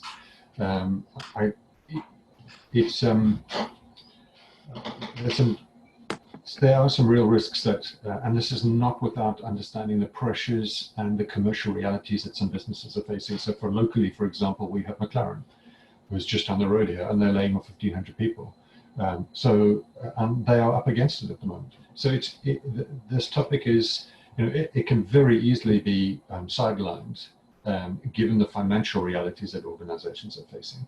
And I would echo Rosie's thoughts that it is really important that it is put on the table and discussed and not forgotten. And that is the responsibility, and drawing on previous conversations, the responsibility of leaders and HR and individuals to show up in a way which enables that conversation to happen, rather than hiding or feeling vulnerable to raise that issue. Given the context and how difficult it is, it would be very easy to not put that issue on the table simply because it would be perceived as being non-commercial. Whereas in actual fact, these days, the brand perceptions, as we were speaking about earlier, the impact on the organization from consumers and the impact on consumer behavior, that link cannot be underestimated anymore. So it is up to individuals to show up in a different way, given the context that we're in, and to find their vulnerability and to talk to it and to put these issues on the table, regardless of their role and seniority. I also think it's imperative that employee groups, and I work with a number of organizations that have representation, that they need to tap in and listen to those, even though the pressure on the business is extreme. Because at the end of the day, those groups themselves may go, you know what, we get it, and we can, let's figure this out together. So at least engage and connect. To take on a view and take on a perspective is a way forward. So there's opportunity and there's risk, but to ignore it, I think it's too important a business. It's too integral to the business culture for it to be dismissed, given or hidden or sidelined, given the pressure that is on organizations. So it needs to be discussed, and it needs to have some visibility. It needs to have absolute visibility at management level. And I think it's also down to employees to start raising these concerns as well, and not just let leaders figure it out for themselves. There needs to be more connection, more communication around this, which is, I think, what we've been talking through the whole day. Thank you. I'll give you the option to give a quick summary to that if you wish. If not, I'm going to hand back to Rosie.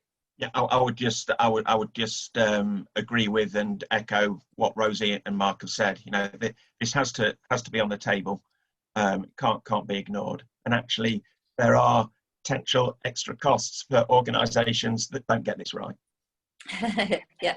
Okay. Well, thank you. And so I think that that's why it is so very important for us to acknowledge that whilst we're thinking about leading wellbeing through change, the inclusion and diversity aspect is imperative. So perhaps it's time for some reflection, thinking about how we as individuals, we as leaders, as people can work collaboratively to ensure that the transitions back into workplaces, society, schools, education settings, any of those places are supported and as person-centred and outcomes-focused as possible, means that then leaders will hopefully ensure that they are feeling as comfortable as they can, and their own well-being will be considered in conjunction with the notions and needs of individuals within their organisation. So thank you, and just please, perhaps it's time to reflect on what the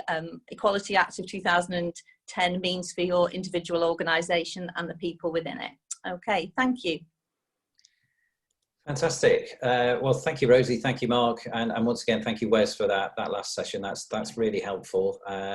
Somehow we started off at 9:30 with those 6 sessions to go. It seemed quite a long time, but my goodness, where has the time gone? I think is the summary of this morning. The last part now is really just a wrap up and hopefully to bring out some of the learning of this morning and to summarise the sessions that we've heard. I would like to invite Rosie and Mark back at this stage in terms of helping me to bring that out. There have been a lot of cross-cutting themes that have appeared throughout the conversations that we've had. We've had a lot of rich information that we really want to take away and think about in terms of what we can do in terms of the next stages. We will be coming out for further help and support from those who participated today, just to focus on some of the areas and get your input again in terms of next steps. But just taking a step back, taking us back to 9:30 this morning, we kicked off with the leadership session. We were entertained, we were informed, I had some great interaction from Angus, John and Nicola. And the things, if I start off in terms of that I took from there, it was about the authenticity of the leader that fed through into the organisation.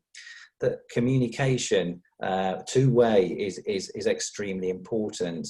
That there's a clarity of vision that's needed for the organisation, and also the right culture is critical in terms of the success for both the leader, the business, and the employees within it as well. To Rosie and to Mark, were there any other comments that you want to pick up on that particular session that you'd like to reflect on? Ladies first. Okay, well, yes, I think for me it was again around that need for authentic leadership. It was around the need for consulting and hearing the individual experiences and perceptions of people within our organisations, about the importance of leaders listening and showing up, I think, and acknowledging that this is a time of change. And yes, so I think I found it very pertinent to also hear about how the importance of consulting with people within the organisations. So no, that was my thoughts on that particular session. Mark. Yeah, I was struck by some of the points that were relevant through some of the other sessions that really impacted the leadership through change topic. And whilst we tend to look at leadership being have a perception that it's just leaders. I love the point that's been made a couple of times through today, which is we're all leaders and we all need to step into that space, and we need to engage with people in those positions of responsibilities and make sure that there's connection and there's discussion. And the vulnerability applies to both parties, not just leaders, because the organization can only thrive if there's a different way of showing up. So this leadership through change, the current context is pushing and cajoling and shoving us without mercy to figure out a different way of being. So, and that requires something different, because the command and control approach is just simply not going to work if it's used as one style. it has purpose and reason in a particular setting, but the pivoting and the flexibility and the self-awareness that is required to get through change, given the context of the moment, is that there really needs to be an insight for individuals to show up with that, understand what that skill set is, and to show up with it. Fantastic. Thanks for your help with that one. At 10 o'clock, we moved on to performance and motivation, and we started off that with some motivational stories from the participants in that one. Thank you to Jem, to Luke, and to Mark. Luke and his boots and his sticky tape. I'm sure parents everywhere will be taking that with them in terms of a money-saving tip from the day. Probably not one of the best ones in terms of all of its connectivity, but something to take away from there anyway. But the other bits that I thought came through in that was, particularly again, communication was strong in that, in terms of getting the best performance out of individuals, to listen, to set clear goals, to set aspirations for yourself, the organisation, and others that you work with as well. It was clear that the benefits from mental health, a good mental health, are something that are potentially underplayed at this time, but have a real benefit for an organisation if they are dealt with in a correct way. Focus and purpose came up for me again as another area that through that performance is gained from. But Rosie and Mark, would you be happy to share your thoughts on any other bits that I've missed from there? Well, for me, it was around, again, from those inspirational speakers, but also from the messages that were being conveyed, which is about inspire and motivate. So by not just sort of talking the talk, but walking the walk. So if it is a case of us modelling good practice, is it a case of us demonstrating or reflecting on the importance of, if people are working from home, then are they taking breaks? Are they making sure they drink enough water? Are they doing those sort of things? So that's what I took from that session as well, which was around that, the need for collaboration, inspiration and motivation. So those were the things from my point of view. Thank you. I was really struck by, again, the flow of information and thinking and observations that came throughout a number of the sessions, and I just specifically draw on those for the key pieces that connected for me through performance and motivation. This idea of communication to drive performance and motivation is particularly relevant, but in the right context. So wherever people are on the change curve, and I think different people spoke to this in different ways, whether it was Rosie, David, Paul, or Jem, it's got to be in context for the individual, particularly given the change curve. So their performance and motivation, it is something that individuals need to understand and own for themselves. But also at times, a leader does need to have the ability to recognize where to step in and help shape and form that for the individual, but enable them and give them the accountability for that. You know, the message around tasks and where your energy is best placed and best used. And then the other piece is, I think that the performance and motivation piece is really going to come to the fore, given what we're about to go into. And where different organizations are. And my sense is there's a lot of hard work coming, and I wouldn't want to shy away from that. Some organizations may go, we're okay, and we're making money, and that's good. But different issues will show up in different ways. So performance and motivation become absolutely key. And the final point is, I was really struck by and reminded by some of the comments about Locke and Latham's, a bit of academics, Locke and Latham's theory of goal setting around motivation. And how powerful the research is around that having a very stretching goal with a time-bound element to it really drives performance or drives motivation and performance, and should not be underestimated in terms of, when it's appropriate, bringing that in to help organizations start to shift and focus on the way ahead, but doing that with awareness and authenticity. Thanks. At 10:30 we went on to coping with change, and particularly focusing on the current difficulties that COVID-19 has brought to businesses. Thanks to Angus, to John and to Richard for sharing their thoughts at that particular stage. And stages was a common theme that I picked up there. There's not just one part of the COVID response or the COVID process that people have had to react to. There have been a number of stages, and there are likely to be a number of stages that we'll have to go through as well in terms of adapting, changing, or looking at opportunities or reacting to situations. Clear objectives again was something that was key in terms of those coping strategies for the organisation, for individuals, and echoed once again. It follows through in a number of areas as having the right culture within the organisation to be able to adapt, react, and make the best of situations as well. Rosie, do you want to add anything further to the coping with change session? Yes, that it means different things or for every different organisation, but it also means something unique for each person that's working within that organisation. So whilst leaders can think about what they're going to do and implement for the organisation as a whole and for the people who are working within those organisations and teams, it's also about reframing sometimes and having some element of ability to be reactive as well as proactive.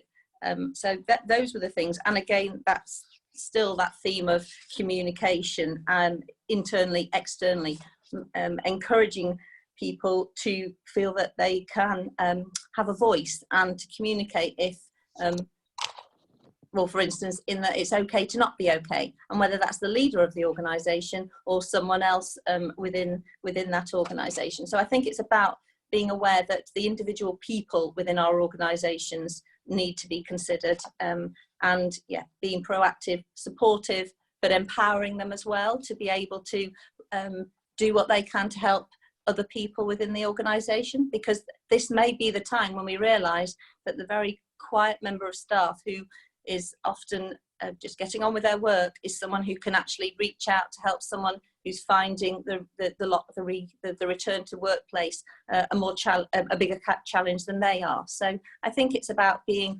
proactive and reactive, being optimistic and realistic in equal measures, really. Mark? Briefly, would just add to both your points, Simon and Rosie, and for me, again with a lens, it's not the only lens. There's many lenses with this particular subject. Is that the culture of the organisation is going to help it cope with change, regardless of its or whether it's in crisis mode or whether it's coming out the other end. And we know that, and we can see these distinct phases. But I am absolutely drawn to the role of the individual as an employee or as a colleague, as well as the role of leaders. The ability to adapt and respond and to keep things moving rather than get locked in a particular position or particular approach, and to be able to adjust and move and shift very quickly and pivot.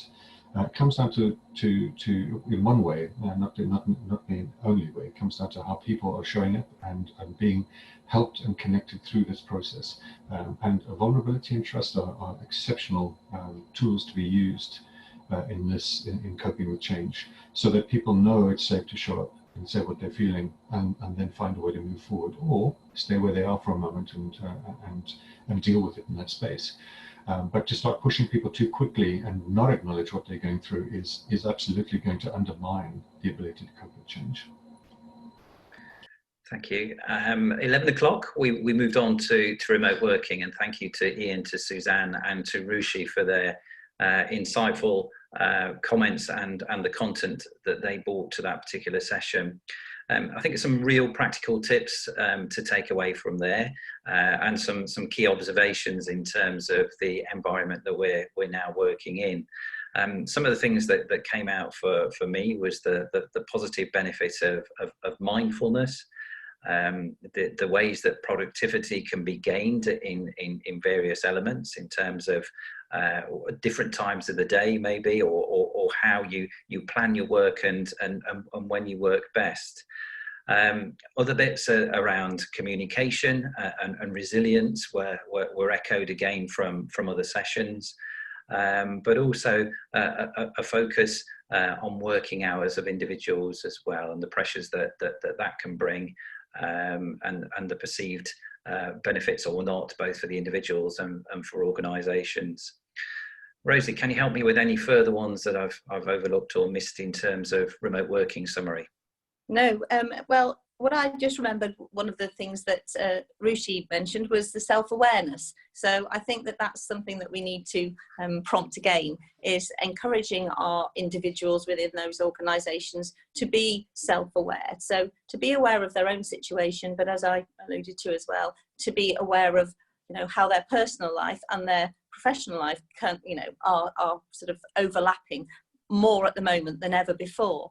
But it's also being aware of, if what we're doing isn't working, do something different. So encouraging staff, even at this point, before we are supporting those transitions back into workplaces, if that's going to be appropriate, is making sure that they are the ones who need a little bit of extra help in doing that repivoting, that doing things different, just reaching out and finding out how the individuals within our organisations are adapting to these changes, and again encouraging them to be able to do that in a safe way, and to be able to consider how they are going to return to the workplace, if that's going to be relevant on the 4th of July, or whether it's going to be on the 15th of June or on Monday.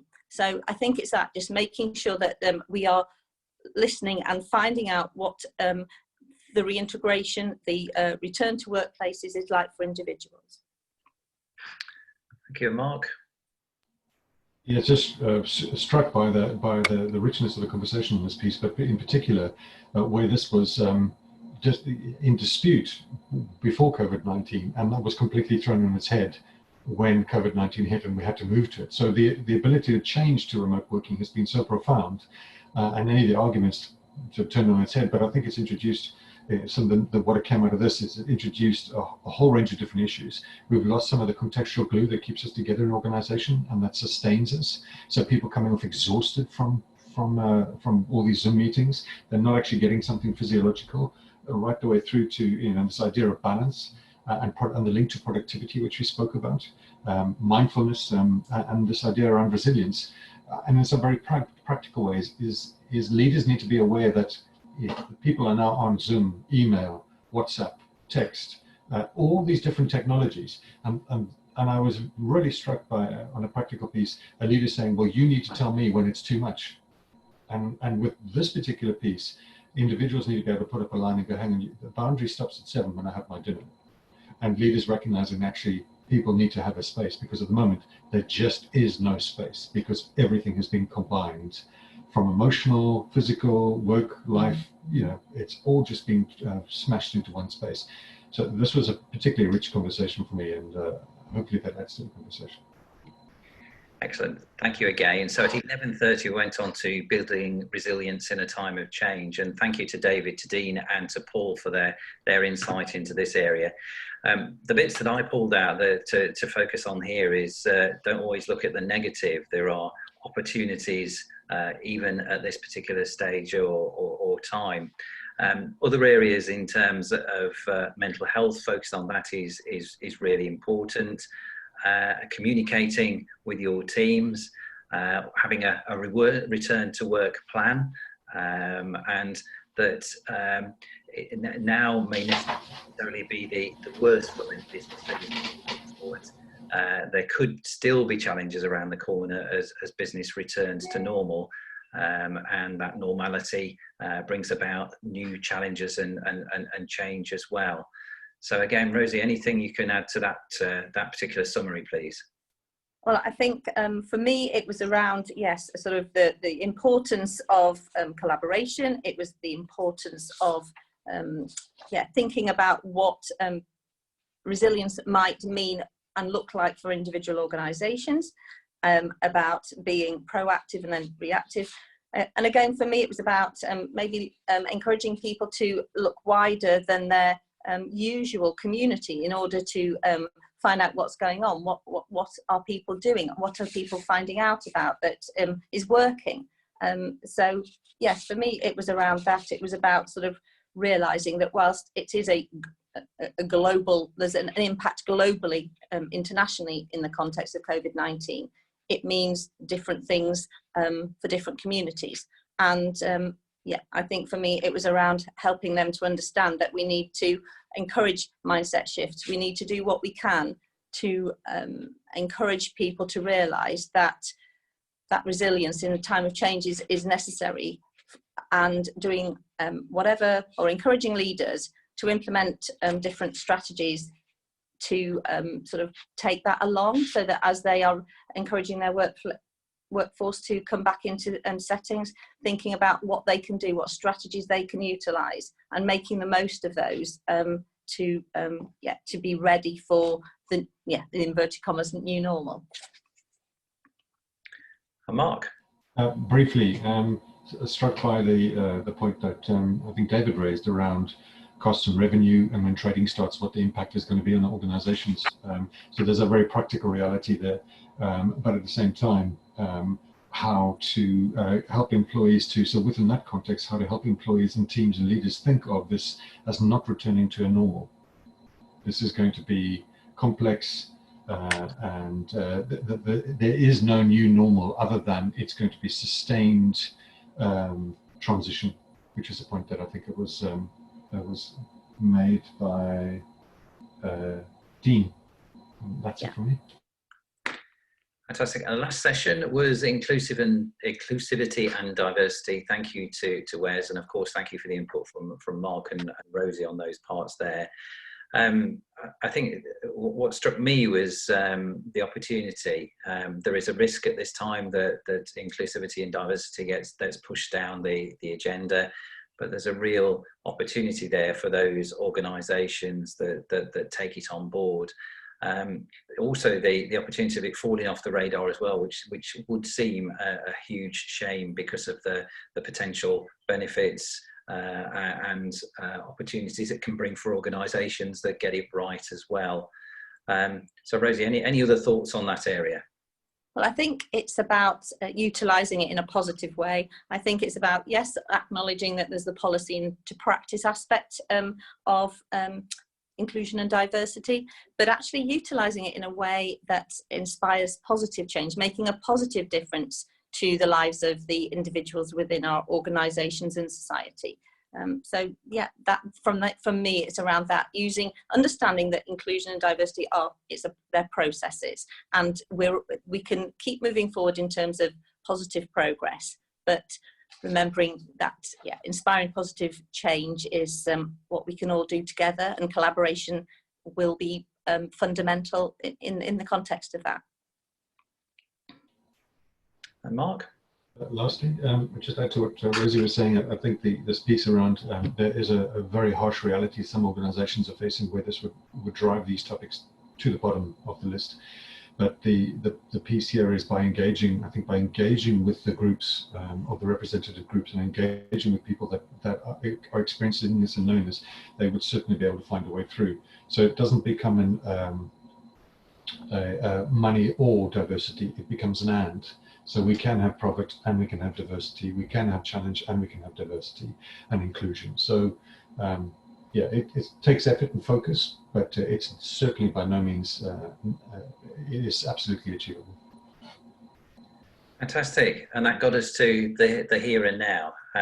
What I would just like to do is just offer the opportunity for Mark and Rosie to add anything else about the day, any other comments you've got at this stage. You don't have to have any. But just before I do the final wrap up, just an opportunity for you to say anything further on the day. Well, just to say thank you to everyone who has contributed and collaborated and watched this webinar today. From my point of view, if we are going to inspire positive change in the context of leading wellbeing through change or inclusion and diversity, let's continue to collaborate and communicate so that we can inspire and create solutions for inclusion and that transition into life within organisations in our post-lockdown world. Just to say thank you again, both to you and to Rosie, and in particular to the participants and the panel members. I've learned a huge amount today. I'm quite humbled by the experience and the expertise that's been brought to the table, the stories of vulnerability and the insights, both commercially, from an HR perspective, and from the range of the topics that were discussed. So So yeah, a big thank you, because I've taken a lot from it, even though I was facilitating it. It was a great session for me, so I'm deeply appreciative. Thank you. And that leads it to me to sum up. So for all of those who are left on the call, some of you have been with us all morning, and we're really grateful of the time, and we hope, I'm fairly certain that you've got something out of viewing and being involved this morning, but thank you for being there. It wouldn't have been the same without you. For all of those who have participated and supported, we are genuinely grateful for the input that you've had into the sessions this morning. So thank you once again for those. What happens next? This summary will be along with the other parts of this morning's webinar put on our website. There'll be 2 ways to view it: in smaller chunks of the times and the particular areas that we were looking into, but also as a whole as well, if you've got the time to plough through the whole lot again. Thank you once again for joining us.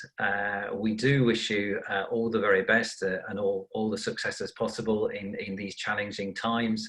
And for now, I would like to leave you to a great afternoon. But once again, thank you very much for joining us. Thank you to Mark, and thank you to Rosie once again. Have a great afternoon. Bye-bye.